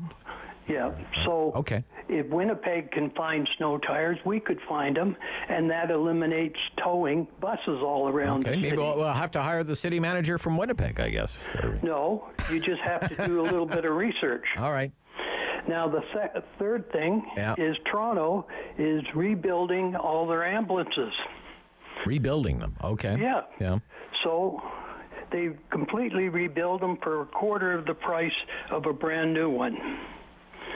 So we could save money that way. Yeah, we do buy quite a few vehicles in the run of a year. You're right there, Irving. And we even have very, very expensive, I would say, rental agreements. Just buying, renting pickup trucks and renting cargo vans on the spur of the moment from dealers across the city. Peter in the South End. 2 cents. I want your 2 cents on how the city can save 2 cents on the dollar, Peter. Well, the way they can save 2 cents, they can save a lot more than 2 cents. I'm a contractor. I drive around town every day. I do lots of driving. I see wasted money everywhere all the time. Catherine McKenna, all she wants to do is just keep adding that 3% a year, not fixing what's broken in the city. Okay. We need somebody who's more fiscally responsible. Like Sutcliffe, and I mean, I see tons of wasted money. Like what? Give me an example. Trucks plowing roads after they've been plowed, that there's no snow on the road yet. They're running up and down the roads plowing just so they can meet their budget, so they can get an increase for the following year. This happens across the board in this city, whether it's grass cutting, whether it's anything. If their budget is so much for 1 year, next year they want to increase it by 3%. They need to use up that budget. Right, yeah. Garbage pickup, like the city of Ottawa being in the garbage pickup business, that to me is just silly. It should be privatized where it's more efficient. Should be private all across the city? Sorry? Private all across the city? All across the city, whether it's Canadian Waste or Miller, whoever. I mean, I don't think the city of Ottawa is very good at running a business, for starters, and I don't think they should be in there. Police officers, traffic controlling at a construction site, that makes no sense. Why don't they hire little, minimum wage? Well, you have to check. That's not on the municipality. That's on the provincial government. We need to change the law on that. So they have to do that under the provincial law. Okay, maybe that one, but like police officers in the summer should be downtown on foot, like European countries, to make tourists feel safe instead of sitting in their cars wasting gasoline. There's many ways that they can make cuts. Like there's many, many, many ways. Efficiency. And cuts is a dirty word, Peter. All right. Okay, thank you, Peter. I got you. No, I got you. Right. I got you. The news is coming up here. No, interesting points all around. That one about police officers at construction sites. Every time you do something about city spending, there's a complaint about that. It's halftime, the Talkback Hour, Rob Snow Show, and it's a smoking hot one today. This is City News.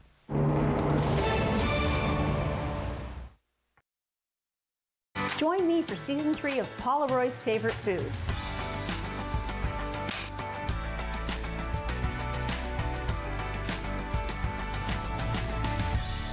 Whew, that was a lot. I think I need a nap. October 5th, 2014, my daughter was hit by a train. She was walking along the sides of the tracks, and it shattered her world. It isn't the heavy trays that make the job difficult, or the fast pace you need to keep up. It's not working another double because someone called in sick. What makes the job tough is the moment you realize a customer has had enough, and you have to make that decision not to overserve. Refusing service isn't personal, it's the law. We know it's not easy, but we're counting on you to keep us all safe. Thank you, servers, for doing the tough job. There we go.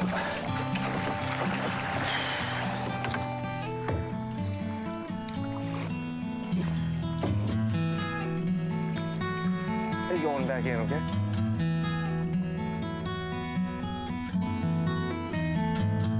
It's a new season of The New Fly Fisher on Rogers TV.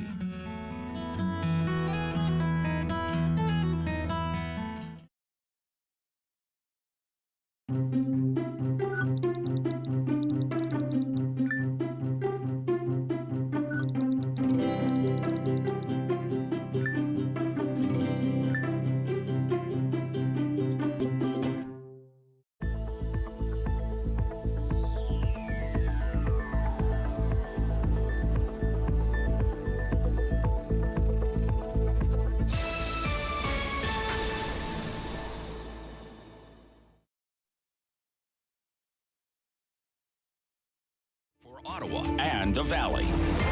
This is City News 1011 everywhere. It's Wednesday, October 12th. Good morning. I am Damilola Onime. Right now in Ottawa, 11 degrees. In Smiths Falls, it is 14. And here's what's making news this hour. In a message on Twitter, Premier Doug Ford is extending his condolence to the families of the two officers killed on the line of duty.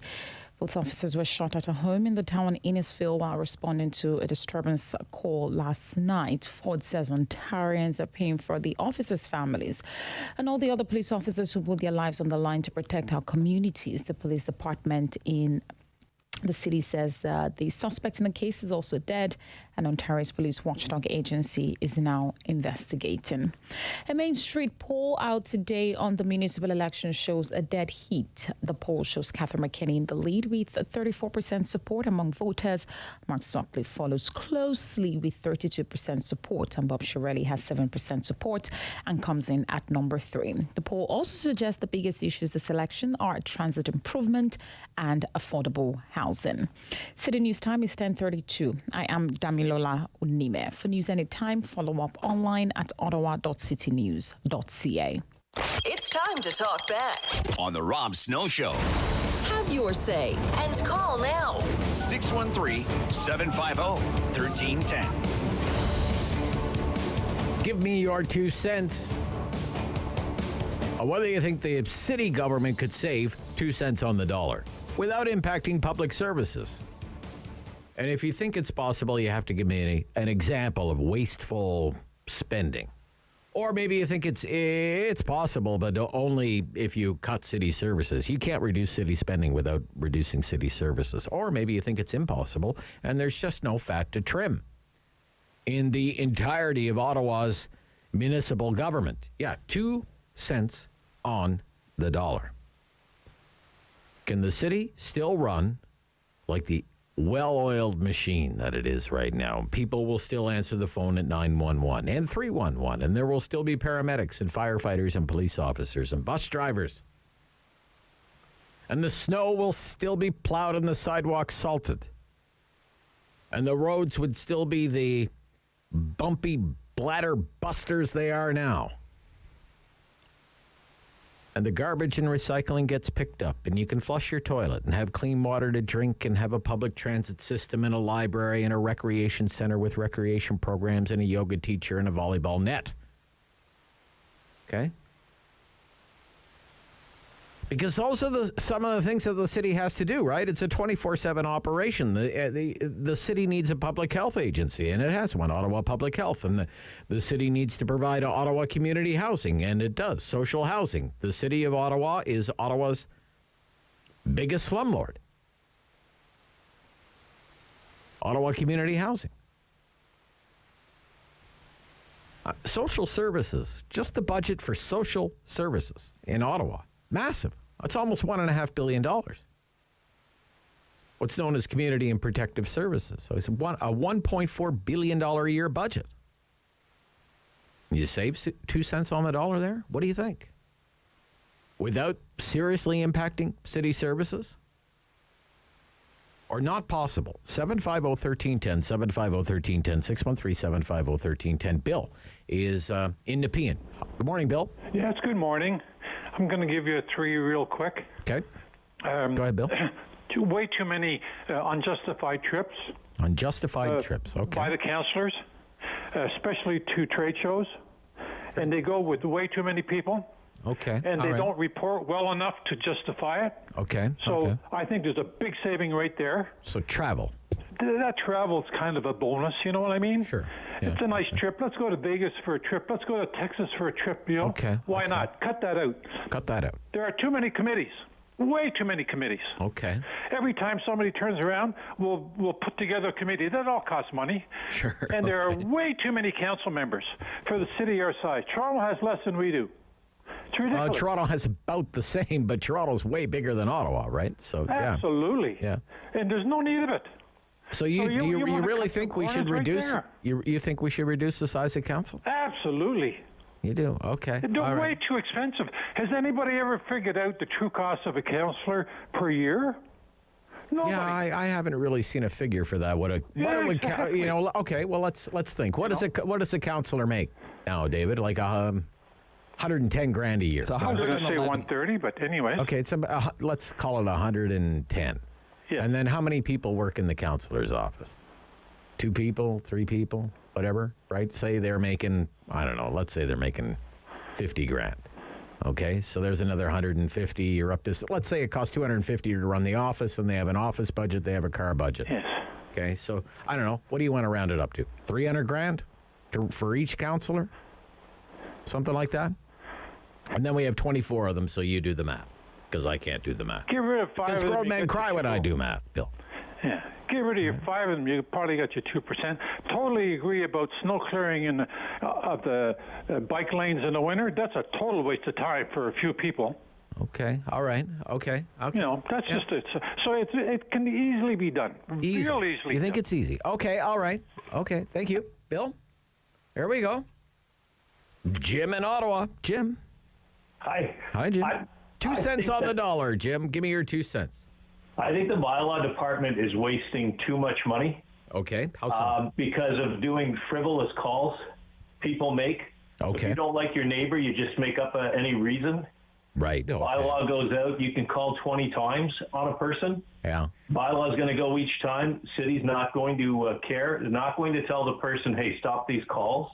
Okay. They'll continue to go. All right. I've been victimized by this myself. I've done access to information reports to even show it. Oh, really? Okay. I brought it to the attention. It's been ongoing for years. There's like 75 to 100 calls. Oh, my gosh. And we have this... you must be a terrible neighbor, Jim. You must be a terrible neighbor. Oh, my goodness. This person has called because he called from a commercial property. Right. A couple of hundred times, I think, if I'm not mistaken, the last report I got on people. On several occasions, he'll use my name to make these calls. Oh. I've got because it's not private information. Okay. He's used his cell phone number on one occasion to identify himself when he's representing himself as me. Okay. I've brought this to the attention of the city on numerous occasions. Nothing has happened to that complainant. Okay. No penalty, no discussion, please stop. The only time one of the access reports released his name, the city asked me for the report back because they had his name released, and he didn't like that I knew who was making the complaints. All right. Now, may I ask you, sir, have you been slapped with any fines as a result of any of these visits by bylaw? You haven't? Okay. No, there was a bylaw one for graffiti, so we had a mural put up. And when we put the mural up, we didn't realize we needed a permit.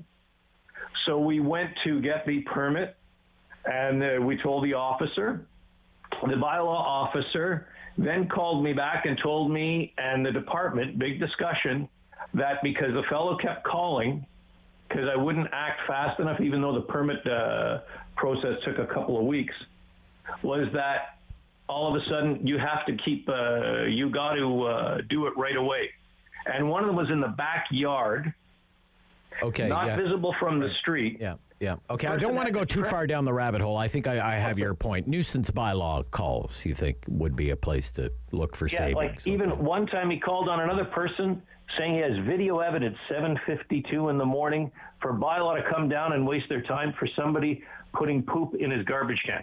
Okay. All right, Jim. Thank you. Okay. And this is in Councillor McKinney's riding. All right. I got you. I think I'm going to end it there.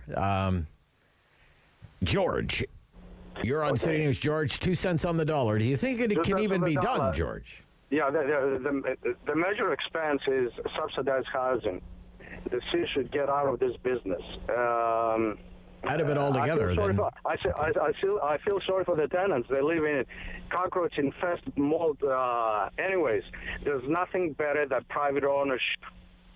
This is not communism. I've seen people living their kids' birthdays because somebody called them, a small landlord, go fix a dripping ceiling or something, Anyways, the second one. Okay. No, the city should go completely out of it, subsidize their rents, because there's a lot of small landlords. They have trialists, for instance. With like a voucher, a voucher system or something. Okay, all right. Okay, the second one is to reduce the council, of course. People called about it. Mm-hmm. And the third one, and this is a serious one, they have to get rid of Steve Kanellakos. $400,000 a year salary there, and he doesn't even return your phone call. We are involved with the city. We want to make it more efficient. We call people, and some people don't return just to get an idea why. And that's horrible. Steve Kanellakos got to go. He's been there for a long time. He's there to find savings for me and you, everybody else. He never returned my phone call, and some other people. Okay, so we George. got to go. Those three: subsidized housing, reduce the council, and get rid of Steve Kanellakos. We need somebody to shake up things. Shake it up. All right, shake it up, George. Okay.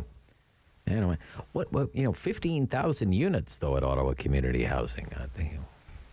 I don't. Where does that? Where do you find that housing stock? Debbie in Ottawa. Debbie. Yeah.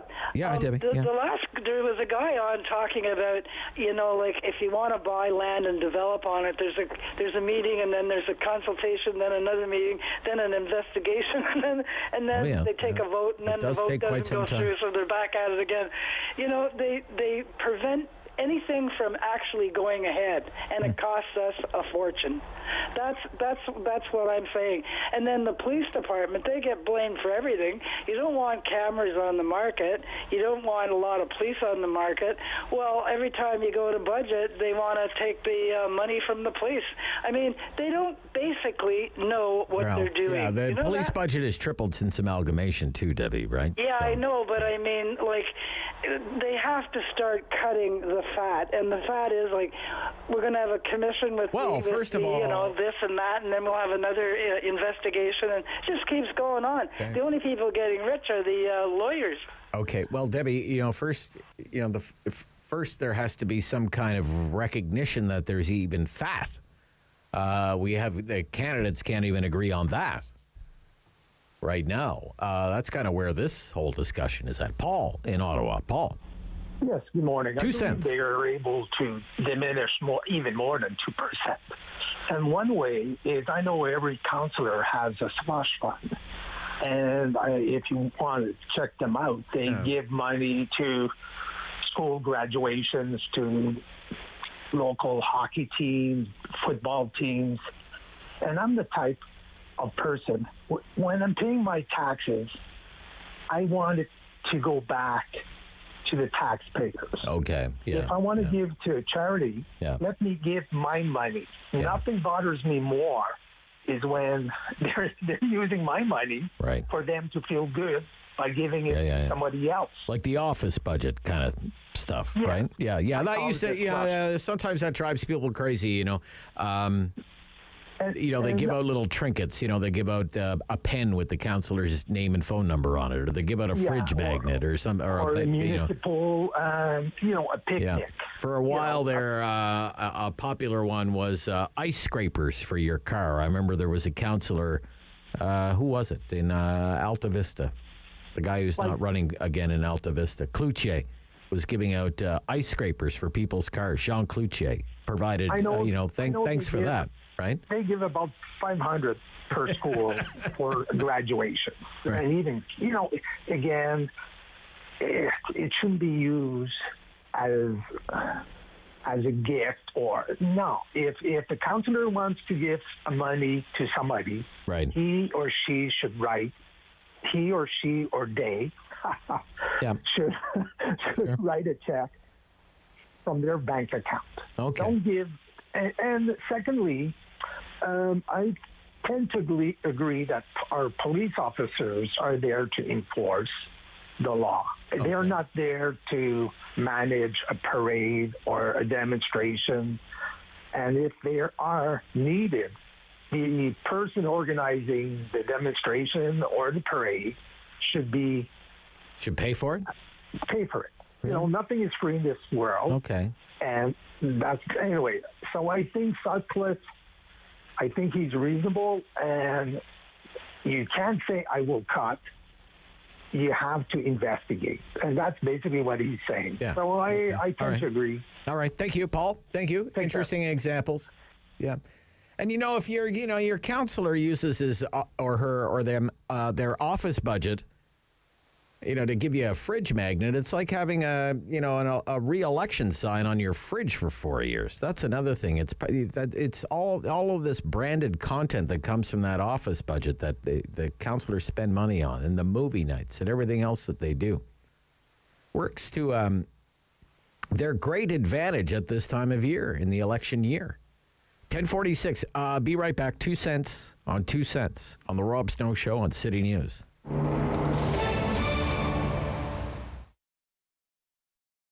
Play 4 games of bingo from the comfort of your own home each Monday at 7 p.m. for your chance to win money from our $2,000 regular bingo or $5,000 super bingo night. Kiwanis TV Bingo, Mondays at 7 p.m. on Rogers TV.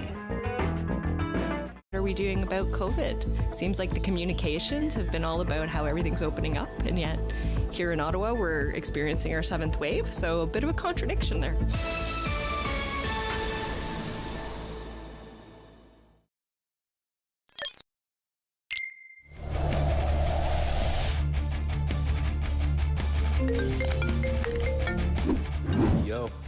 Yep.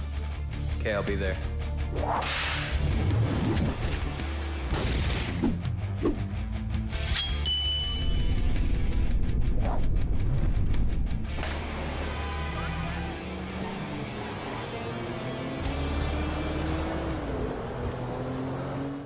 He fell. Whoa, I'm not driving. I'm way too stoned. How are you feeling, Veer? Oh, since we had that talk, I'm not driving tonight at all. What about you, Dave? You only had a couple of drinks. And only a couple of puffs. I don't drink and drive. No way I'm getting behind the wheel when I smoked weed, too. How are we getting home, then? Oh, you can drive, Dave. Come on, Dave. Take one for the team, buddy. Don't let weed and alcohol influence your decision to drive. Yeah, I need a ride.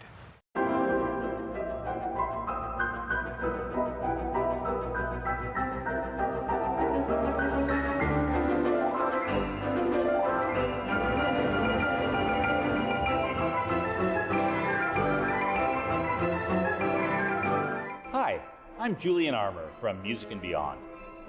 Join us for a new show this spring on Rogers called Music and Beyond Presents.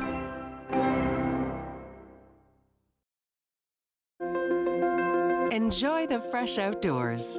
Play an important role in the lives of school-age children. Get paid to make a difference in your community. Become a crossing guard. We are currently recruiting crossing guards for the school year. We offer a competitive wage with various perks and opportunities for bonuses. Join the Ottawa Safety Council in keeping kids safe in the nation's capital.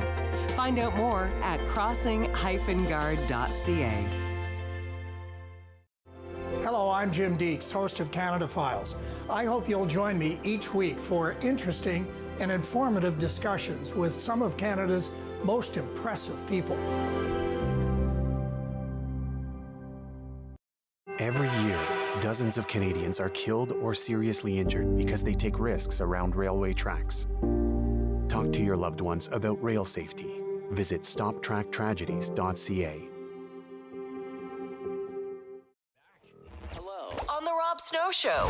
The phone lines are open at 613-750-1310. Now, the Rob Snow Show continues. Cuts. The war of words in the race for the mayor's chair. A vote for Sutcliffe is a vote for cuts, says McKenny. Sutcliffe says he's not cutting anything. But let's look at the fat. My question is, ignoring both of these candidates, do you think the city government can save 2 cents on the dollar without seriously impacting city services? Okay. How does the city spend your money? You know, the mayor, the city manager, they come up with a budget, and then they go through this months-long charade called the budget consultation process. And then they have votes and debates, and then more votes and more debates, and the budget passes pretty much as it was drawn up by the mayor and the city manager in the first place.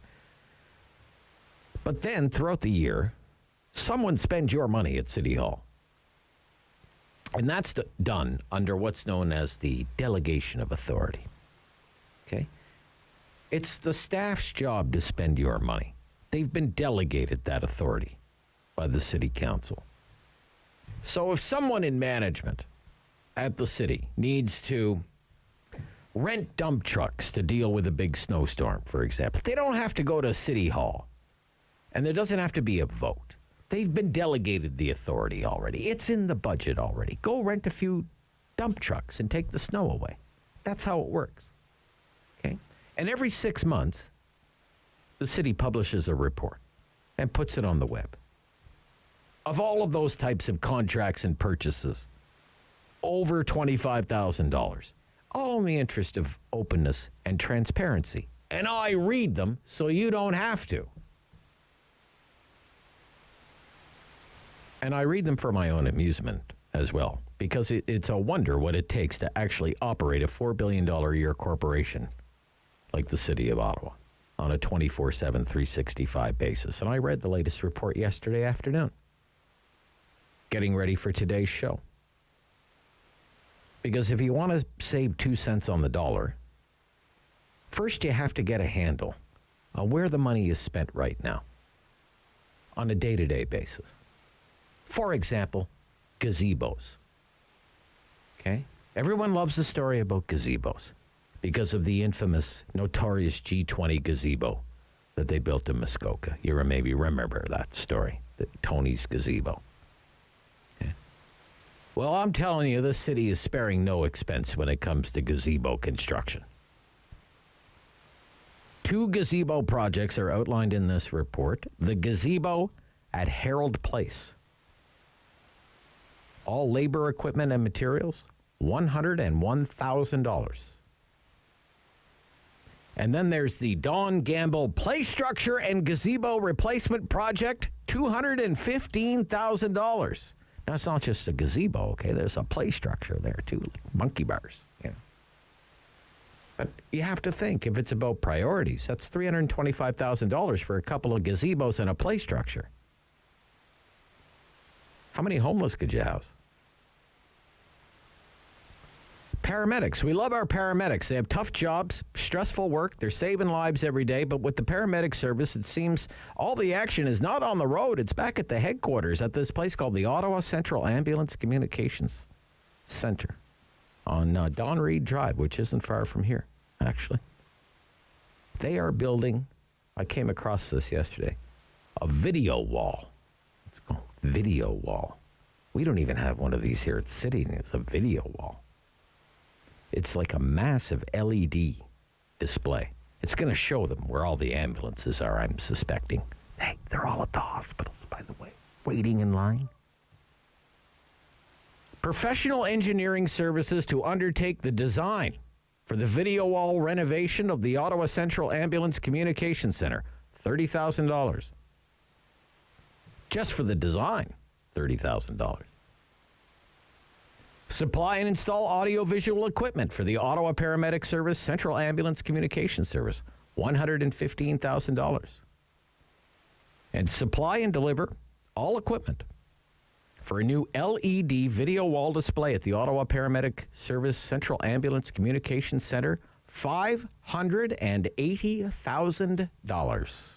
$500 for an LED video wall display. $580,000. It must be bigger than the scoreboard at Canadian Tire Centre. $700,000. Video wall. Must be a heck of a scene. My favorite, though. I actually texted this to David yesterday. There is a company called Greenworks. Greenworks Contracting has a $31,000 contract to pick up litter at the Trail Road landfill.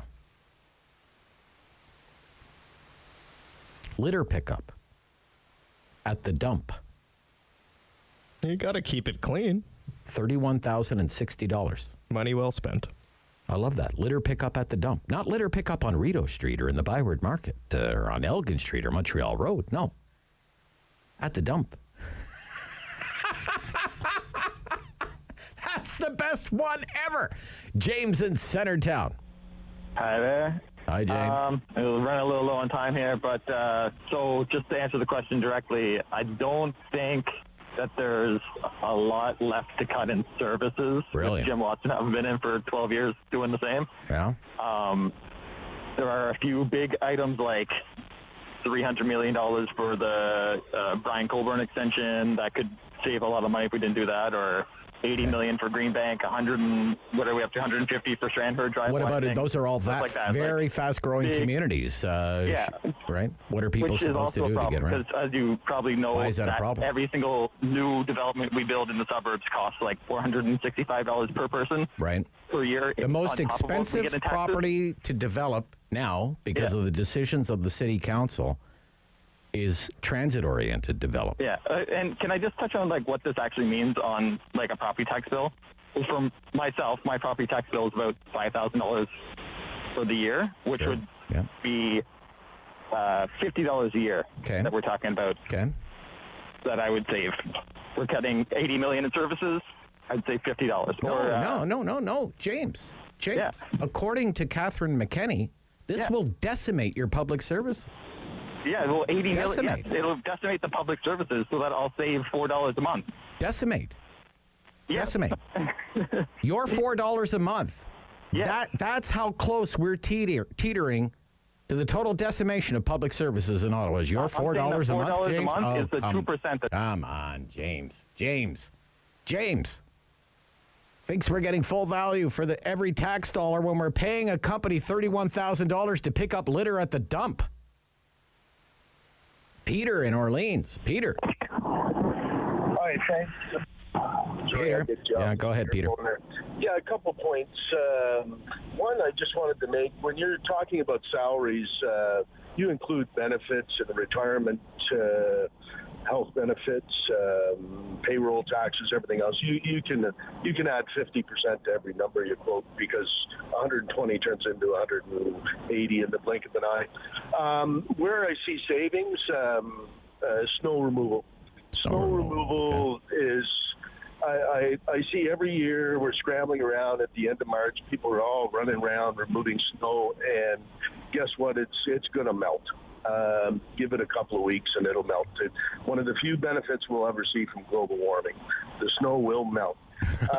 Libraries are passé.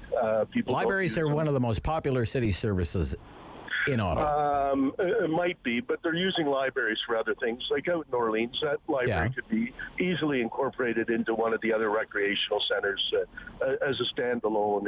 It's just not necessary.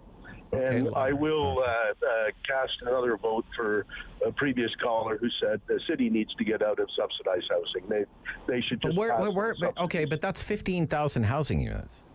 Where do you find 15,000 housing units? You're just going to put people in the street, Peter. Well, no, I'm saying it would be more effective for those people that are in need of housing if they would offer them credits. Credits. Yeah, it's fine. I have a credit. Okay, let's say the city's going to give me whatever the city's going to give me, $1,000 a month. Where's the unit, Peter? Where's the unit? You're going to kick me out on the street and then give me a voucher for $1,000 a month. I need a roof over my head, not a voucher. The 11 o'clock news next on City News.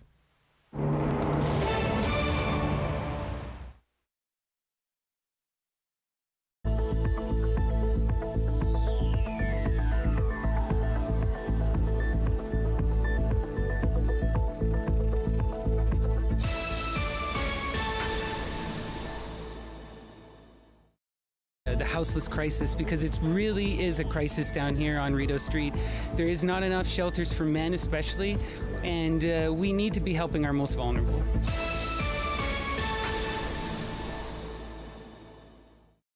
When an impaired driver killed my brother DJ, some people used the A word. They called it an accident, but it wasn't. An accident implies that no one was at fault. But when someone impaired by alcohol and/or drugs chooses to drive, they're fully responsible for the crash that can result.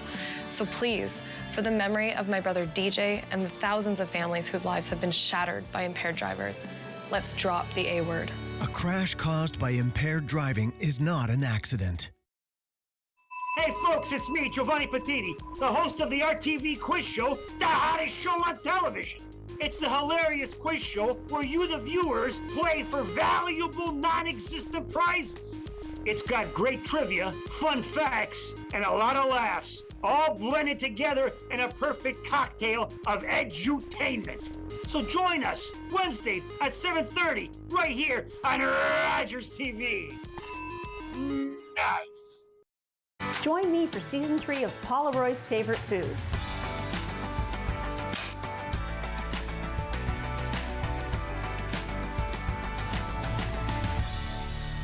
That was a lot. I think I need a nap. October 5th, 2014, my daughter was hit by a train. She was walking along the sides of the tracks, and it shattered her world.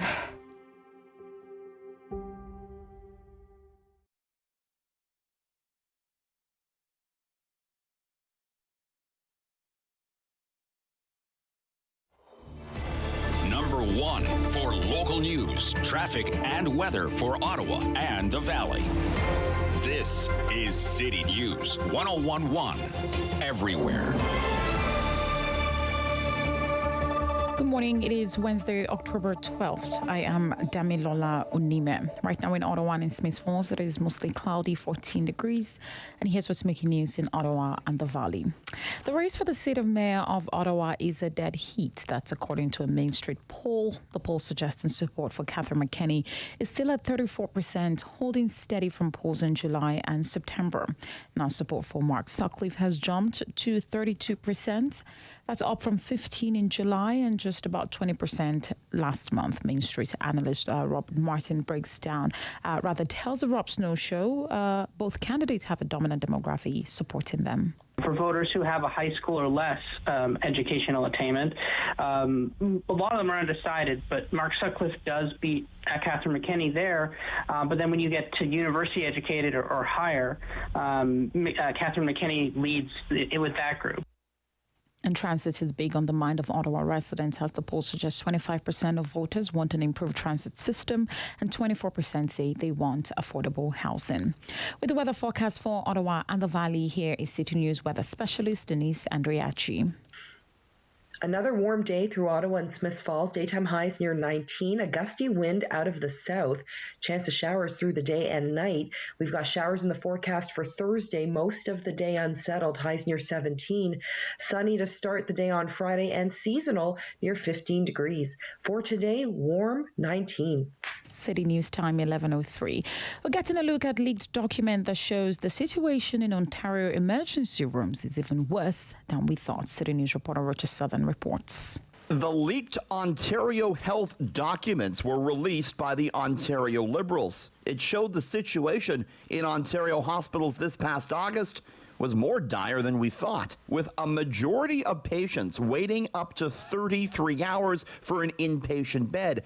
That's a 54% higher wait than August of 2021. Dr. Adil Samji is a Liberal MPP. 10% of admitted patients had to stay in the emergency department that was longer than 44.1 hours. The data also showed it could take up to 83 minutes to be offloaded from an ambulance in August, a 40% increase. And so this data is, in my opinion, an indictment of the Ford government's own management of emergency departments and healthcare. City News has interview requests in with the health minister and the chief medical officer of health. Richard Southern, City News. I am Damilola Unime, and for news anytime, follow up online at ottawa.citynews.ca. He's the opinionated Ottawa icon. The Rob Snow Show returns on Rogers TV and City News. 101.1 FM and 1310 AM.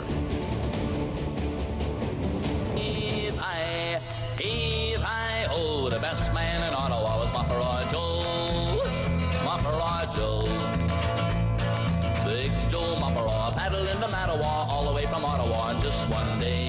Hey, on the river Ottawa, the best man we ever saw was Big Joe Mapara, the old folks say.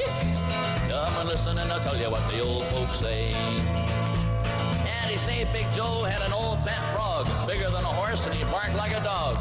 And the only thing quicker than a train upon a track was Big Joe riding on the bullfrog's back.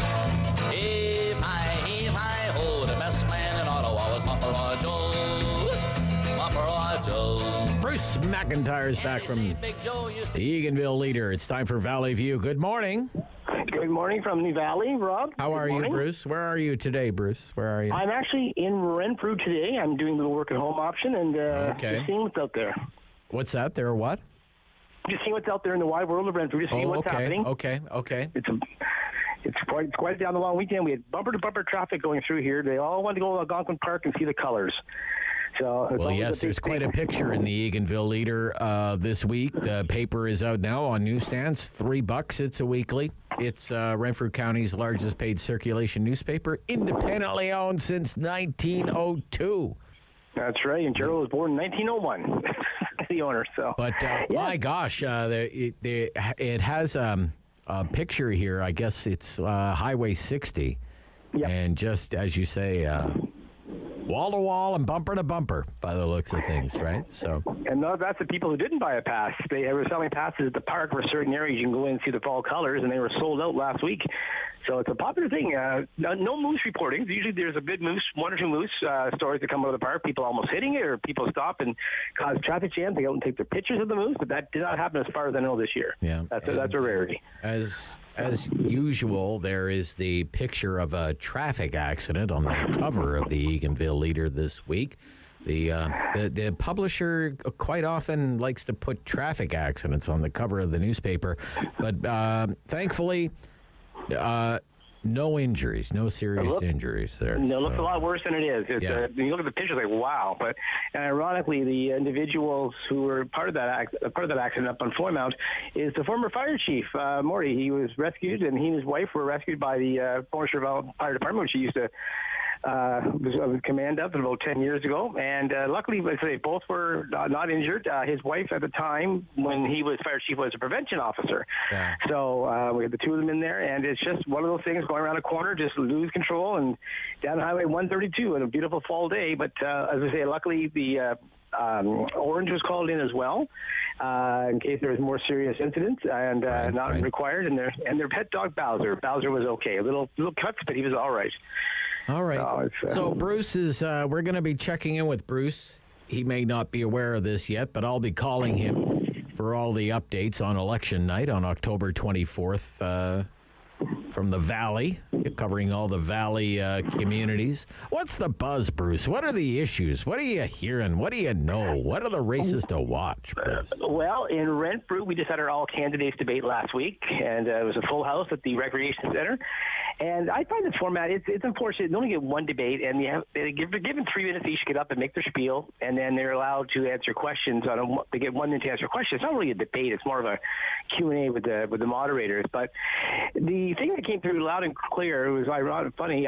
They all said there's a lack of communication. There's issues between the town staff elected and the residents, so they all want to improve on that. Affordable housing, of course, was a big factor. And the taxation issue, all the councillors, I was pleasantly surprised at when they were asked if they would put a tax freeze or a tax cap in. They all said no, except for one. They all said no because it's irresponsible. The rate of inflation is going at 10%.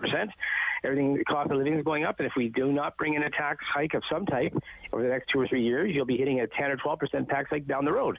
So I was glad to see that there's a good deal of honesty in the elected officials running for elected offices come through and say they weren't promising a tax freeze. They were not promising a cap of 1.5 or 2%. They said, well, look at the numbers and we'll see what it is. But there will be tax increases. You can't not have it because of the rate of inflation. Everything's gone up. The cost of fuel, the cost of heating, everything. So they're just falling in line. So that was nice. And a little known fact, Rob, that I was not aware of, that rats don't bite. Rats don't bite. Well, that's they don't good bite. To know. Okay. One of the outsiders, Cal Scott, he came up with, as mayor, list of things. He will donate his mayor's salary. He'll go to local charities. He wants to break the town into ward system, 5 wards, so each ward has an individual to speak on their behalf as opposed to the town as a whole. Okay. He wants to cut the sunshine list. There's 18 employees at the town hall on the sunshine list. He wants to narrow that down. How he does it, I don't know. All right. And he wants the rats problem. We have a rats issue in Renfrew because the soil was disturbed. Rats are running around. I haven't seen them yet. I've seen the skunks, but I haven't seen the rats. And he said, you know what the problem is? The problem is you stirred the dirt up down with the hydro plant, which didn't need to be renovated. And now they all came up to my house, little baby rats, and they put a fence up. And all those baby rats the size of cats. Everybody's got a theory about rats from where they come from. Eh? So that's the thing with the construction that they were doing at the hydro facility there? That's his... Yeah. That goes back a few years. Because, there's this...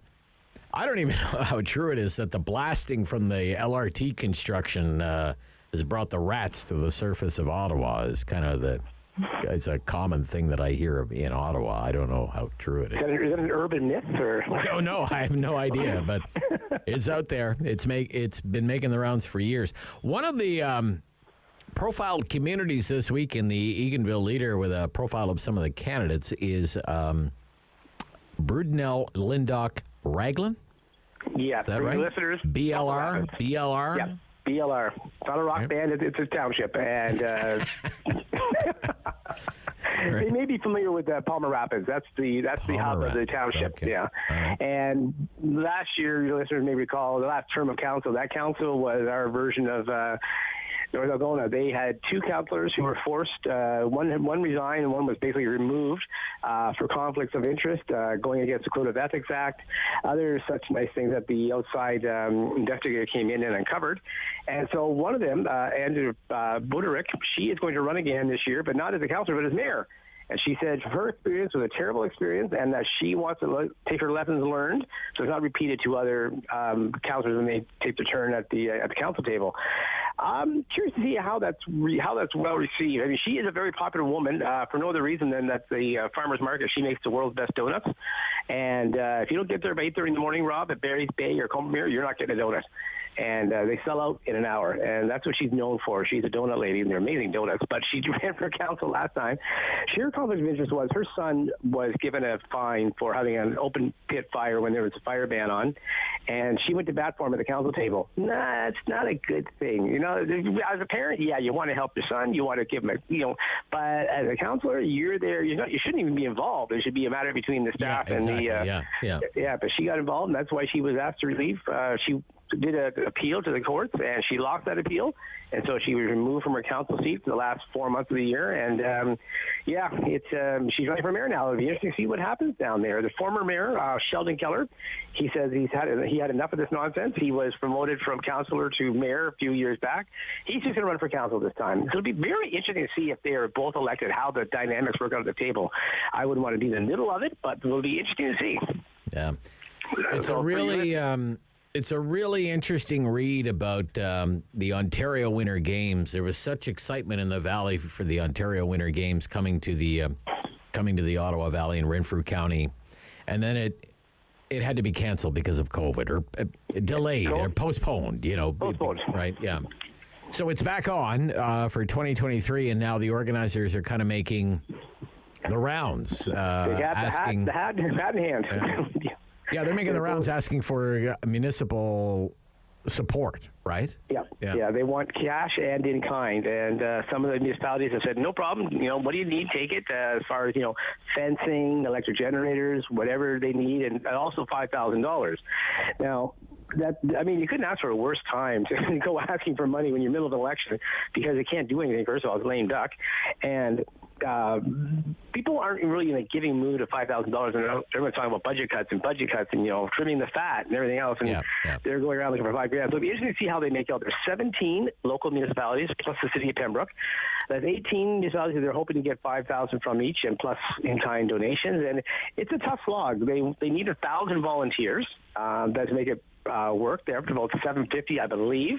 And I was speaking to Dave last week on the show. It's the largest county in in Ontario, and just the mileage they have to shuttle these athletes to and fro. And if you're staying at a hotel in Ottawa or close to Empire, and your event's being held in Barry's Bay or Petawawa, that's a 2 to 2.5 hour drive from Ottawa, and that's a long day both ways. Oh yeah. And you got to so it's a challenge. It really is. I applaud the organizers for taking this on, but when you do the old hindsight and retrospect, is it really worth it? I spoke to the organizers this morning. I sent an email. I said, "You guys want some positive press? Give me two or three of our local athletes. It might be the next Melissa Bishop. Who knows? Yeah. But we'll put a face on the games. It's a lot of pressure on the athletes. But so what? They want to gold medal. They have to compete under pressure. So we'll see how that pans out. But it's the second and third weekends of February next year, 2023, and I hope it just comes off splendidly well. But we'll see. They want to make a legacy project. They want to have a fund available for local athletes to go to forward their trip. They want to pursue training at a higher level. That's what they want the legacy funds for. I hope they just come up with. I hope they break even. That's my goal. Well, it's interesting. They have a cost breakdown here. It's a pretty modest event. We're not talking about the Olympic Games. We're talking about the Ontario Winter Games, right? So, usually like $1 million will put it on. They bid $1 million to put it on. And now it's, because of inflation, it's $1.4 million. Yeah. And that's today. Who knows? It might be in February, on the dark days of February. So I say we just all wish them well. We want to put a fresh, positive spin on the Renfrew County to show the province what we do up here. But normally these games are held in more of an urban environment, not as they are here. This is something different for the Ontario Winter Games to be doing this. So I think if anyone can pull it off, it's Renfrew County. We've done it before, and we'll do it again. So. Okay. Yeah. No litter. Headline. Dateline Pembroke. No litter boxes in Renfrew County schools. Officials say. Okay. I must know more. I could use one. I've got a neighborhood cat. His name is Arnold, and he comes every door every morning and every night and comes in and spends time with Clancy. He runs around. Clancy loves him to death, but I could use a litter box. But no litter boxes in the school. This is kind of a nationwide thing. They've been getting letters saying there's litter boxes, and so he went through the school to look for them, and they did not have one. However, some of the students, one student identifies himself as a frog, and one public school. Another has a litter box in the washroom for a student who identifies as a cat. So I don't know. I'm glad my kids are done in elementary school. That's all I can say. So, goodness gracious. Yeah, no litter boxes to be had. Okay. So. Did you see Rob? We always joke about Lake Claire, Lake RV. Claire, yes. The RV crew up at out north of Eganville. No more than five. No more than five. 5 RVs maximum. That's it. Okay. So now there's a political action committee. I've never seen this before. I've never seen this at the local level. Provincial, federal, yeah, you've got those PACs that come in and, buy ads and sure thing, flag. Yeah. But this is completely I've never seen this at a local level. And they've publicly endorsed 3 candidates for the council, Bonaire Valley Council, and the candidate for mayor. All of them are currently not sitting on council. They say the council today has been, they're doing things in secret and they're bringing in unnecessary, costly studies because the problem is, Rob, the old saying, you sit on your thumb, you got to, do something, make a decision. They haven't made a decision. I mean, they've shifted it over to the new planning, official plan requirements, but then they did that and then they had to pull that back. So it's just, wow, it's just a rotating. This is like for 10 years, or perhaps give or take 10 years, and I just hope they make a decision, this new council, just get it done. Either have RVs on the lake or you don't. It's one or the other. So I have to ask you, there's a huge ad in this week's Eganville Leader. Bruce McIntyre is with us from the Eganville Leader. It's Valley View. And it's Whitewater Region, Pembroke, Laurentian Valley, and the town of Renfrew. I guess they've all come together to put this out. Important 2022 municipal election notice. Residents, please be advised, you are only entitled to vote once in the 2022 municipal election. That's funny. I don't know. Is that a big problem in the Ottawa Valley? People are trying to vote more than once? Or the reason being, I received my official notice from the town that I'm going to be voting on this date and where I can go over electronic. I'll be doing it over the phone. How convenient. However, then they give you a PIN number. However, some residents have gotten letters with 2 PIN numbers. Oh, okay. I see. And some residents have gotten... like one resident was saying he received a form for a person who hasn't lived there in 10 years, and just all these, when it was done, the clerks, I know in Renfrew, for example, they sent it out to an independent company to do the election, to make up the forms, to make up the PIN numbers, to make up the software required, and they sent all that information out, and I guess it's just littered with errors. Like, for example, 2 PIN numbers. So if I had that, I could vote twice.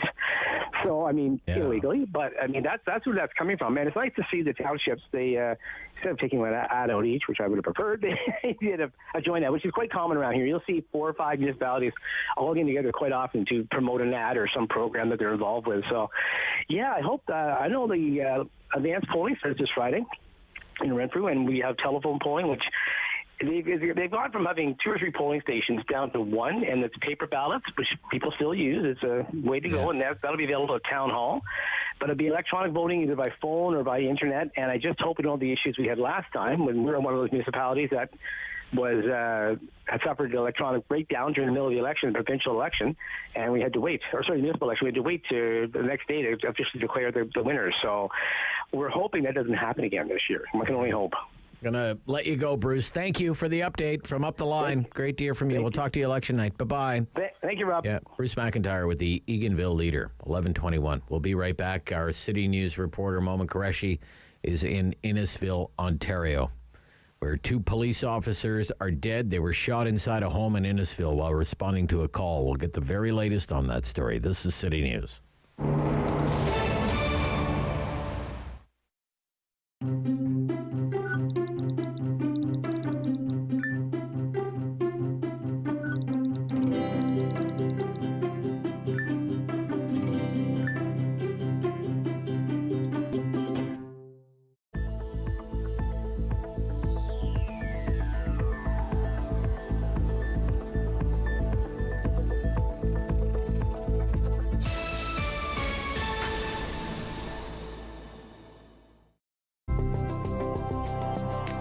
It's about sharing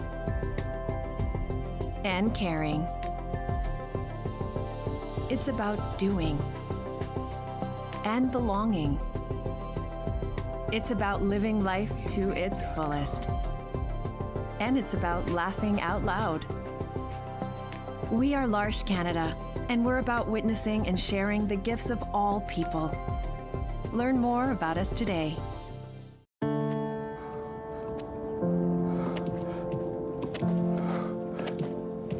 I'm not special. Cancer happens to people all the time.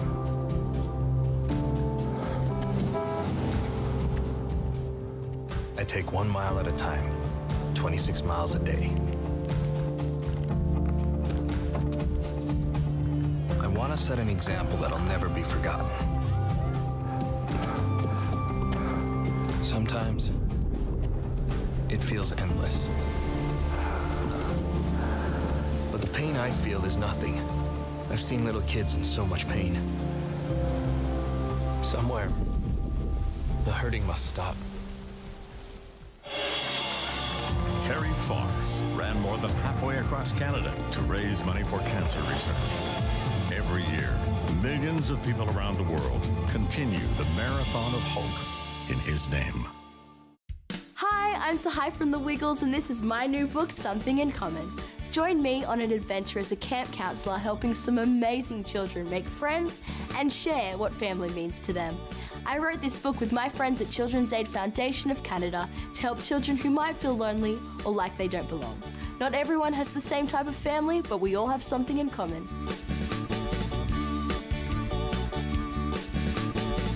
Download Something in Common for free.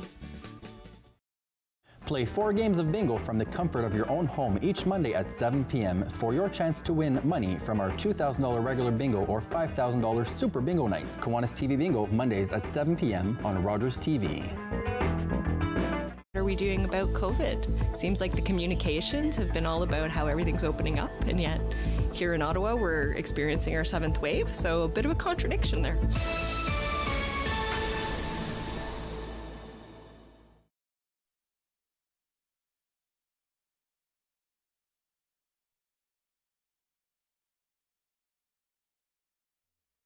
Strong voice. Strong opinions. Rob Snow Show returns on Rogers TV and City News. 101.1 FM and 1310 AM. 2 police officers dead, shot inside a home in Innisfil, Ontario, responding to a call.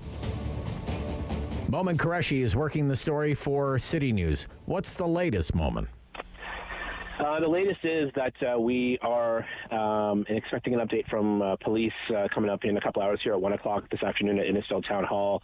We'll also be getting an update from the SIU at that time because there's 2 separate investigations that are going. So it was around 8 o'clock this morning when South Simcoe police say the 2 officers were responding to a disturbance call at a home. That's where they were both shot. One was taken to a local hospital where he was pronounced dead of his injuries. Another was taken to St. Michael's Hospital in downtown Toronto, which is a trauma center, pronounced dead of their injuries there. And we know that the civilian was also shot and killed inside the home and pronounced dead there. So police are investigating the death of the 2 officers, and then the SIU is investigating what's happening with the civilian. So obviously a very tragic, devastating morning here in Innisfil, which is about an hour and a half north of Toronto. So it's a pretty upsetting situation here with the death of these 2 officers early this morning. Some neighbors have been speaking with City News about what unfolded last night or what they heard. What are they saying? Yeah, I mean, the thing is, where this shooting happened, it's kind of a rural area. It's not a densely packed, suburban neighborhood. The houses are a little far apart. But some of the neighbors were telling our Carl Hansky this morning that they could hear the shots, that they heard the rapid fire shots. One woman said that she was awake and she heard it, and she basically, once it went off, she ran down the hall and, woke up her husband and said, you have to go check out what's happening or see what's happening. So clearly it was loud enough that people who live in the neighborhood, even though it's not as densely packed as other neighborhoods, heard what was going on. This is also one of those areas where you know that all the neighbors kind of know each other and are aware of who each other are. And one of the neighbors said that she even knows a lot of police officers in the area. So clearly this is one of those communities where it's having quite a large impact because it's small enough that everybody kind of knows everybody. So we're expecting, once we get the details from police this afternoon, that it'll be one of those things where the effects are being felt pretty heavily in this community. And the fallen officers are with the South Simcoe Police Service, is that right? Yeah, that's right. That's what we know at this point. The details on who the officers are, their names, all that kind of stuff, we don't have as yet. Obviously, notifying next of kin is sort of the first process, and it's all in an investigation. But we believe we might get some of those details when it comes up at 1 this afternoon. And it's kind of it's been a real tough situation here in this part of Ontario over the last month, because this is now the third and fourth police officers to die. We know Constable Andrew Hong from Toronto Police was murdered exactly a month ago while he was in the line of duty, and then Constable Gillespie from York Region Police was killed while he was driving to work in a head-on collision a few days after that. So now this is 4 police officers who have died in and around this area in the last month. So it's been a pretty tough and a really traumatic kind of month when it comes to policing in this part of the province. Thank you for the update. Thank you. Momin Qureshi is with City News Toronto. He's in Innisfil right now. Authorities will provide an update on this police shooting at 1 o'clock. Keep it here on City News for the very latest. This is The Rob Snow Show, and this is City News. The Rob Snow Show, brought to you by Myers Automotive Group. Hello, I'm Jim Deeks, host of Canada Files. I hope you'll join me each week for interesting and informative discussions with some of Canada's most impressive people. Every year, dozens of Canadians are killed or seriously injured because they take risks around railway tracks. Talk to your loved ones about rail safety. Visit stoptracktragedies.ca. Putting the focus on smaller businesses and less larger sized businesses, as it's very different for people like me that are like literal small business owners, where we've bootstrapped money and we don't have a lot of funding, and to be able to help us through that. There has been some help for us, but I think it would be a greater opportunity to see us thrive through the next couple of years.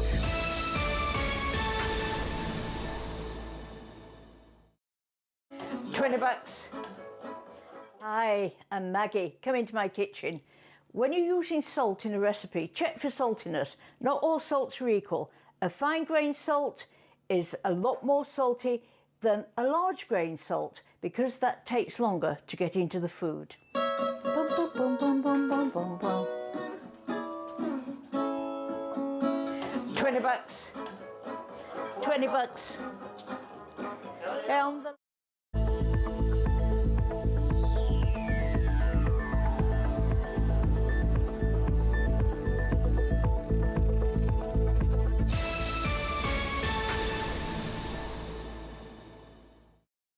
the houseless crisis, because it really is a crisis down here on Rideau Street. There is not enough shelters for men especially, and we need to be helping our most vulnerable.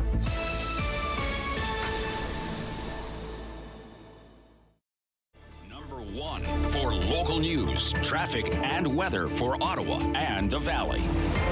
This is City News 101.1 everywhere. It's Wednesday, October 12th. Good morning. I'm Danielle Bain. Right now in Ottawa, mostly cloudy skies, 15 degrees. In Smiths Falls, it's 17. Here's what's making news this hour. Condolences are pouring in for the families of the 2 officers killed in the line of duty in Innisfil. Both Premier Doug Ford and Prime Minister Justin Trudeau are extending their condolences to the families of the officers. The 2 officers were shot at an Innisfil home while responding to a disturbance call last night.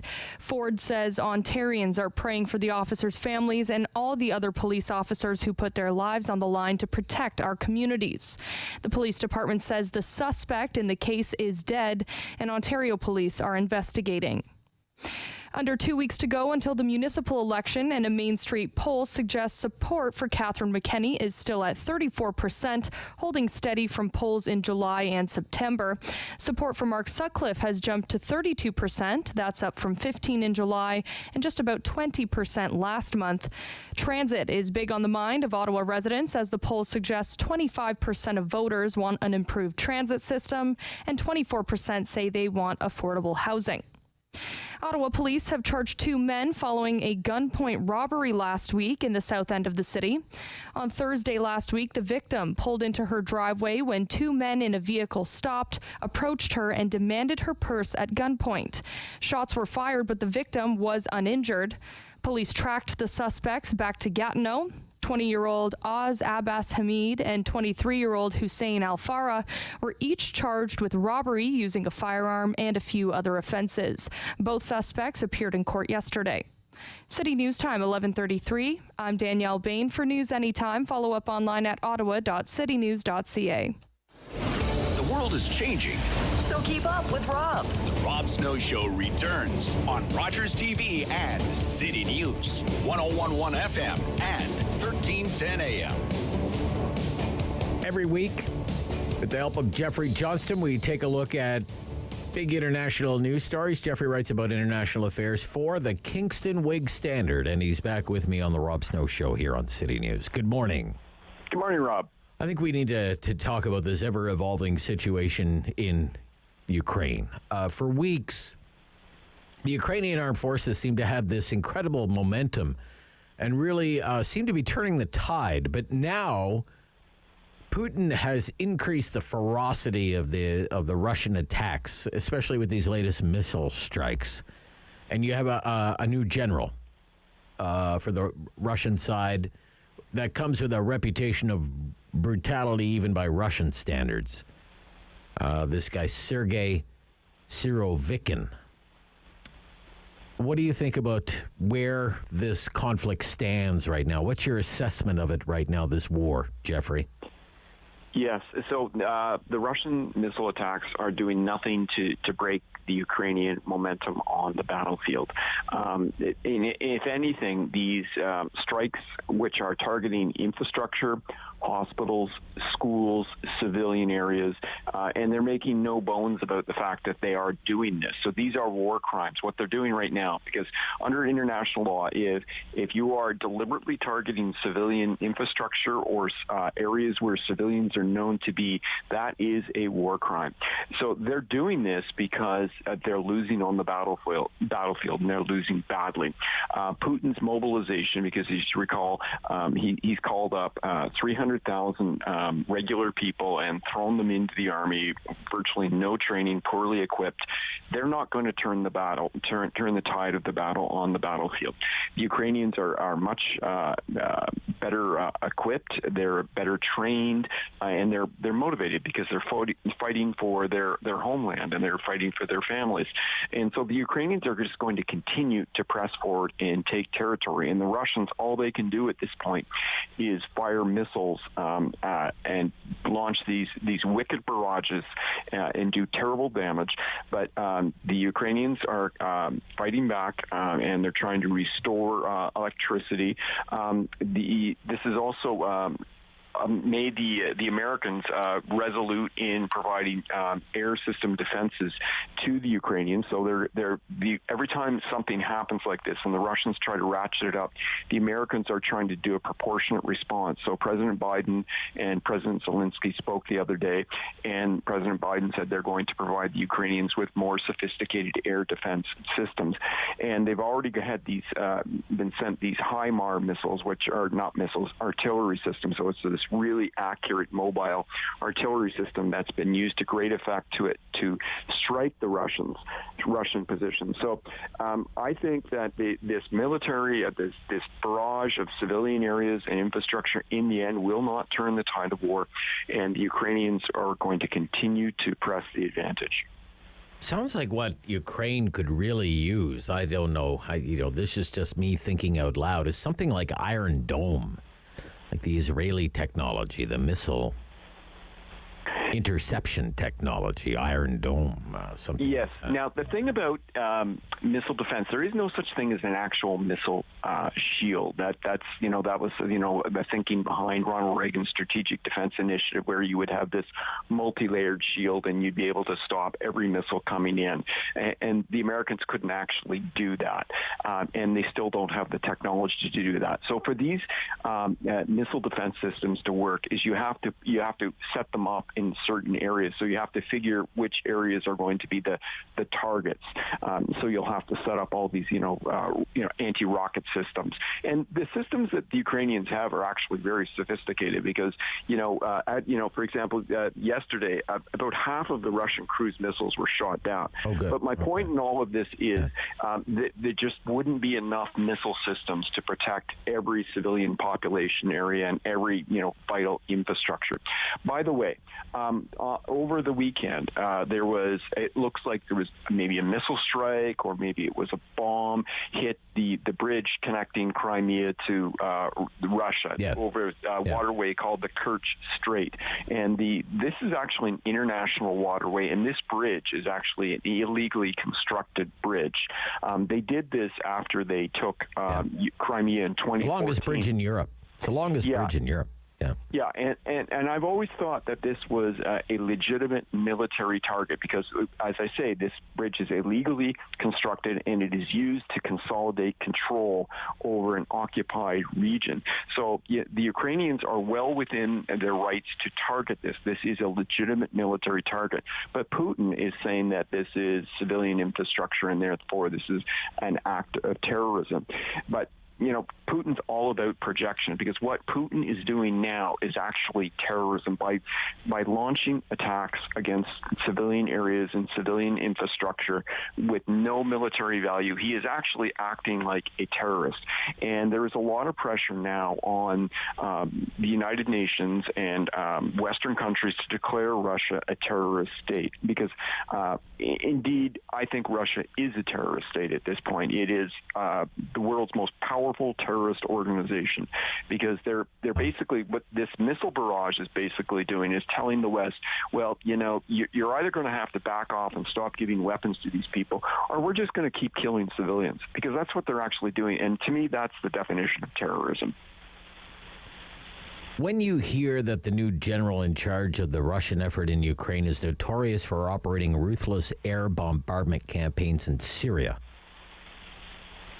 against civilians, what does that indicate to you as someone who has followed that conflict in Syria for many years about what might be ahead for Ukraine?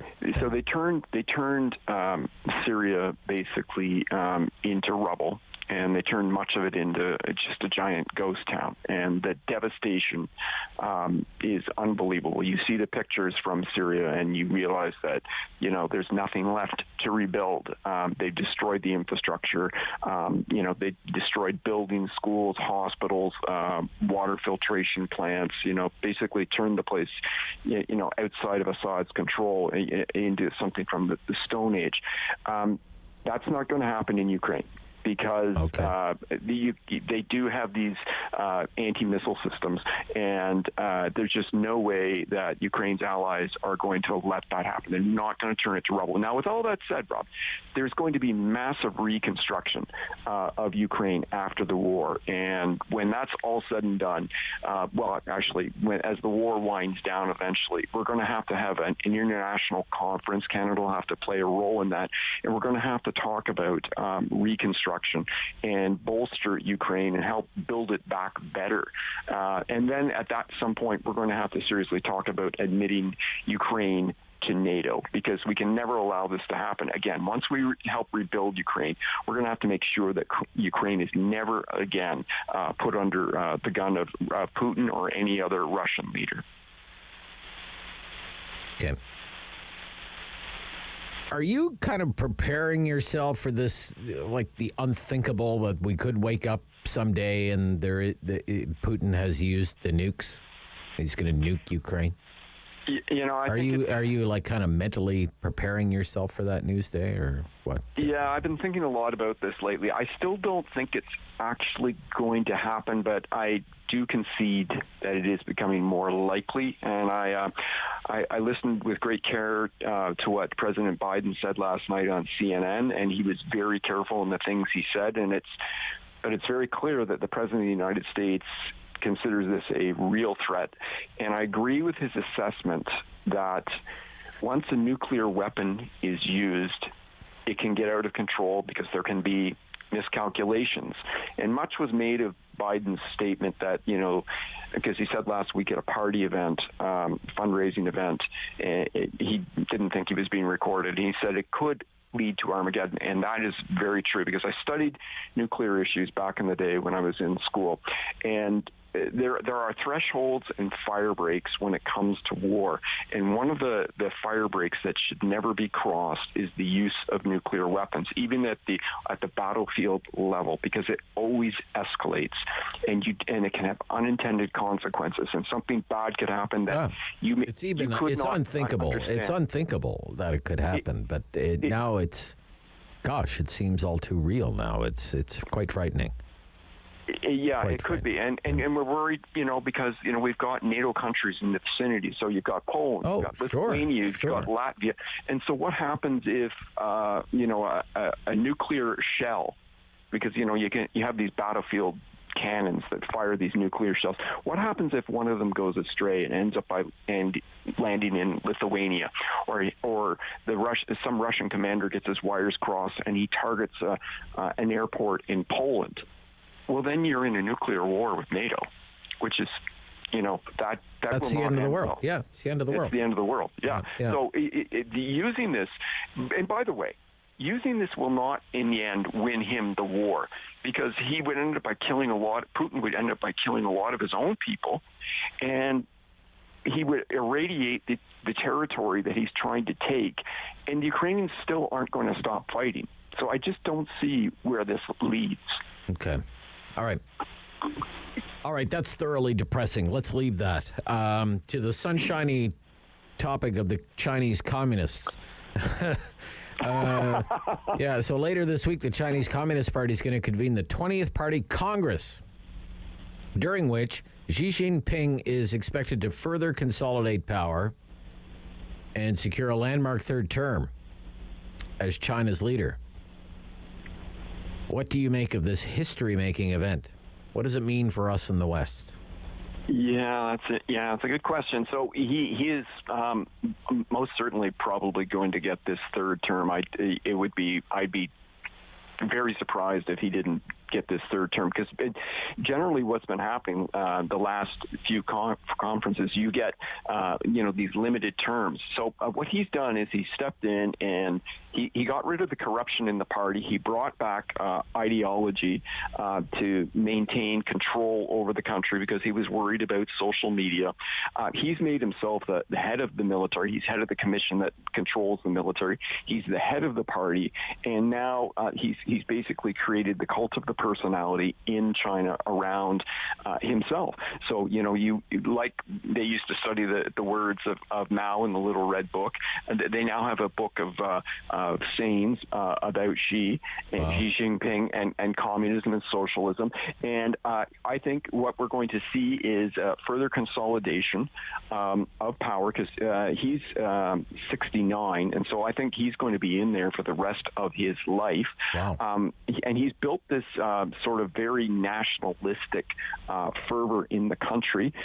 He is deathly afraid of any sort of separatism. He was very, I think, shocked by the decline of the Soviet Union and the breakup of the Soviet Union.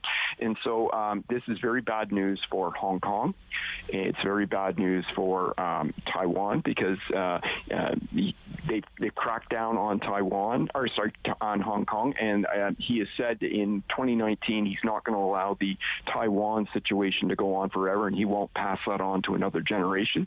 So there could be at some point a confrontation with the West over Taiwan. This is something we have to watch very carefully, and this is why the West has to be resolute in supporting Taiwan, and that's why things like the visit for last summer, the U.S. Speaker of the House, Nancy Pelosi, was important. The United States and the community nations can't back down, can't look for trouble, but Taiwan is a democracy and cannot allow Xi Jinping to invade and take it over without consequence. Great stuff this morning. Thank you, Geoffrey Johnston. Thank you, Rob. Yeah, we'll speak soon. He's with the Kingston Whig Standard. This is the Rob Snow Show on City News.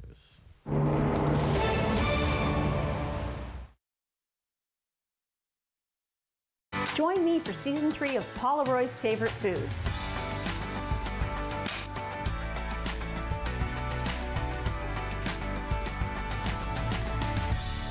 Whew, that was a lot. I think I need a nap. October 5th, 2014, my daughter was hit by a train. She was walking along the sides of the tracks, and it shattered her world.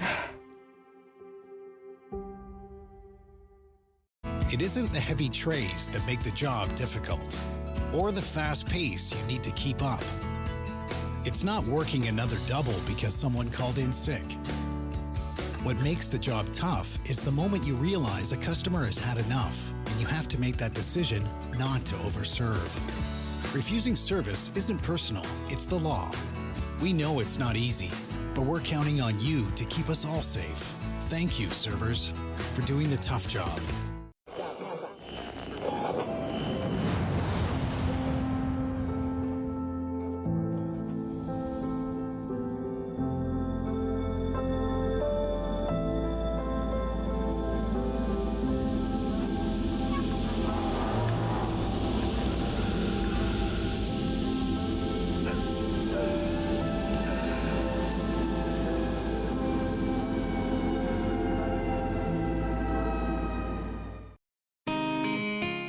Hi, I'm Meg from AIM Fitness, and I'm here with my buddy Fit Finley. Join us every week for Fit Over 50. We'll take you through some low-impact and high-intensity workouts designed to improve your strength and your balance. All you'll need is a resistance band, some light hand weights, and also your water bottle and a sturdy chair.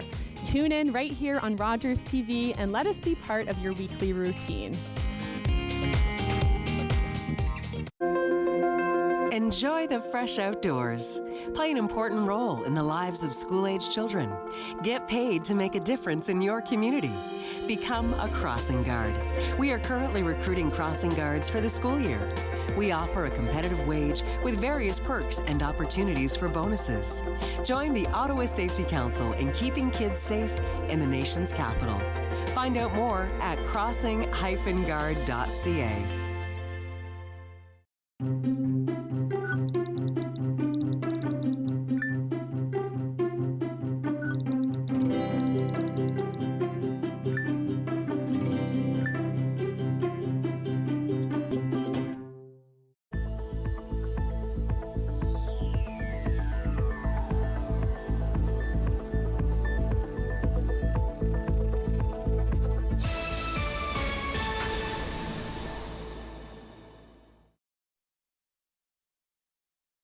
Fair.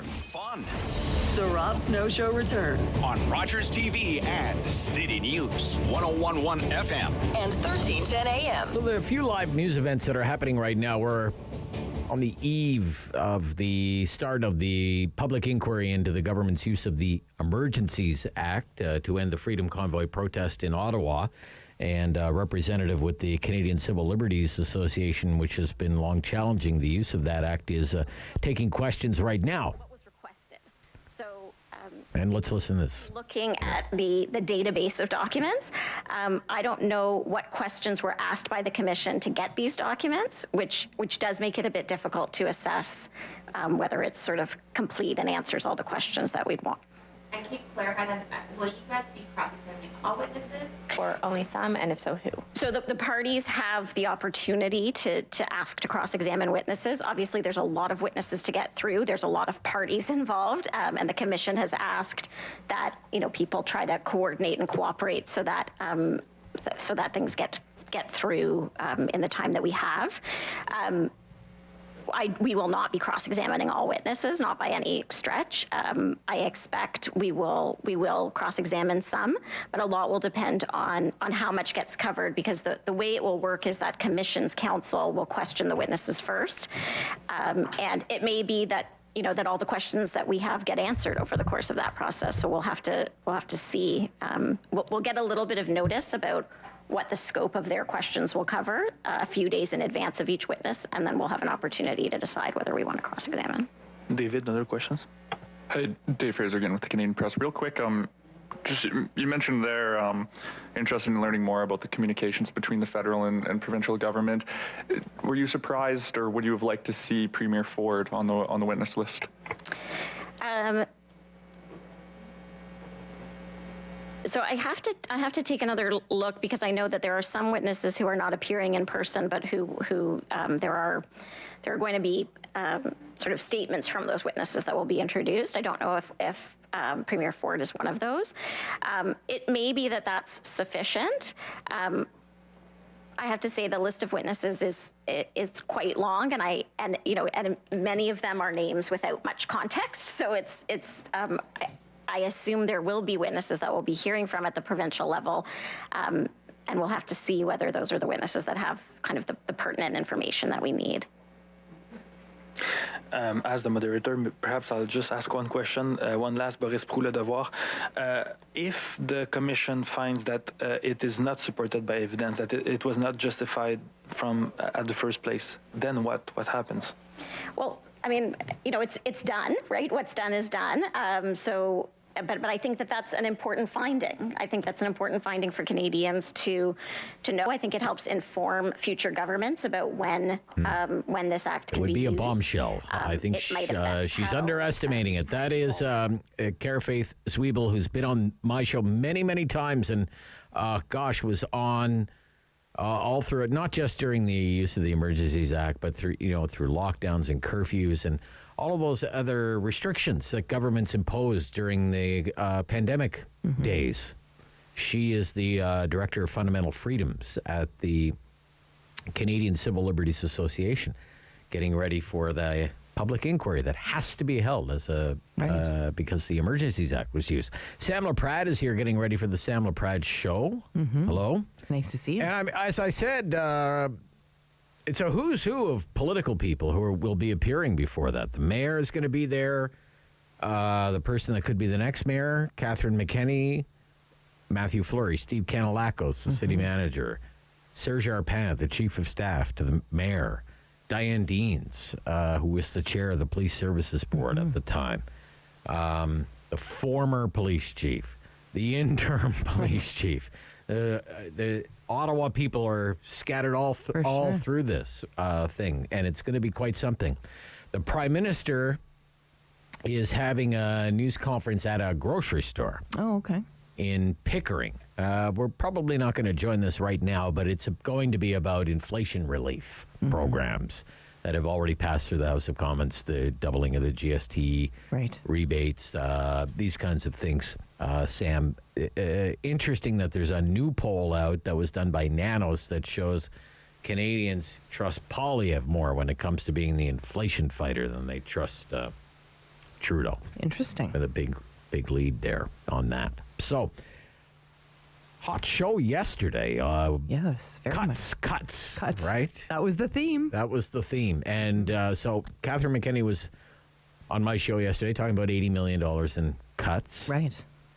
And Mark Sutcliffe was with you yesterday afternoon and said, if you could explain what he said, how would you describe it? Categorically, he said, let me be clear, I'm not going to make these types of cuts. This is being, misrepresented. My campaign and my platform is being misrepresented by Catherine McKenney and her campaign. And, I'm not going to make these types of cuts. This is fear-mongering. But then he went on to say, though, that at least I'm willing to look for fat. Right. And that Catherine McKenney's not even willing to admit that there may be some fat to trim at Ottawa City Hall. I'll tell you what, when I opened my phone lines up during the talkback hour this morning, lots of people had lots of ideas about wasted spending at Ottawa City Hall. So and I heard you 2 cents on the dollar, Sam. Dissecting the the different contracts that have been given out and the $31,000 to pick up garbage litter at the dump. Yeah. To pick up litter at the dump, Right. Sam. Right. Not to pick up litter in the Byward Market. I think, honestly, no matter who becomes mayor, I really hope that they do take a real, comb through every line. And actually, Mark said he really wanted to do that. But I think no matter who becomes mayor, I think a fresh set of eyes is going to be good to look at every single line because it is impacting every taxpayer. Okay. No two ways about it. Sam LaPrade coming up with the Sam LaPrade Show. Lots of great local stories to be told right after the noon news today on City News. The Rob Snow Show. Weekdays at 9 on Rogers TV and City News. 101.1 FM and 1310 AM. Number 1 for local news in Ottawa and the Valley.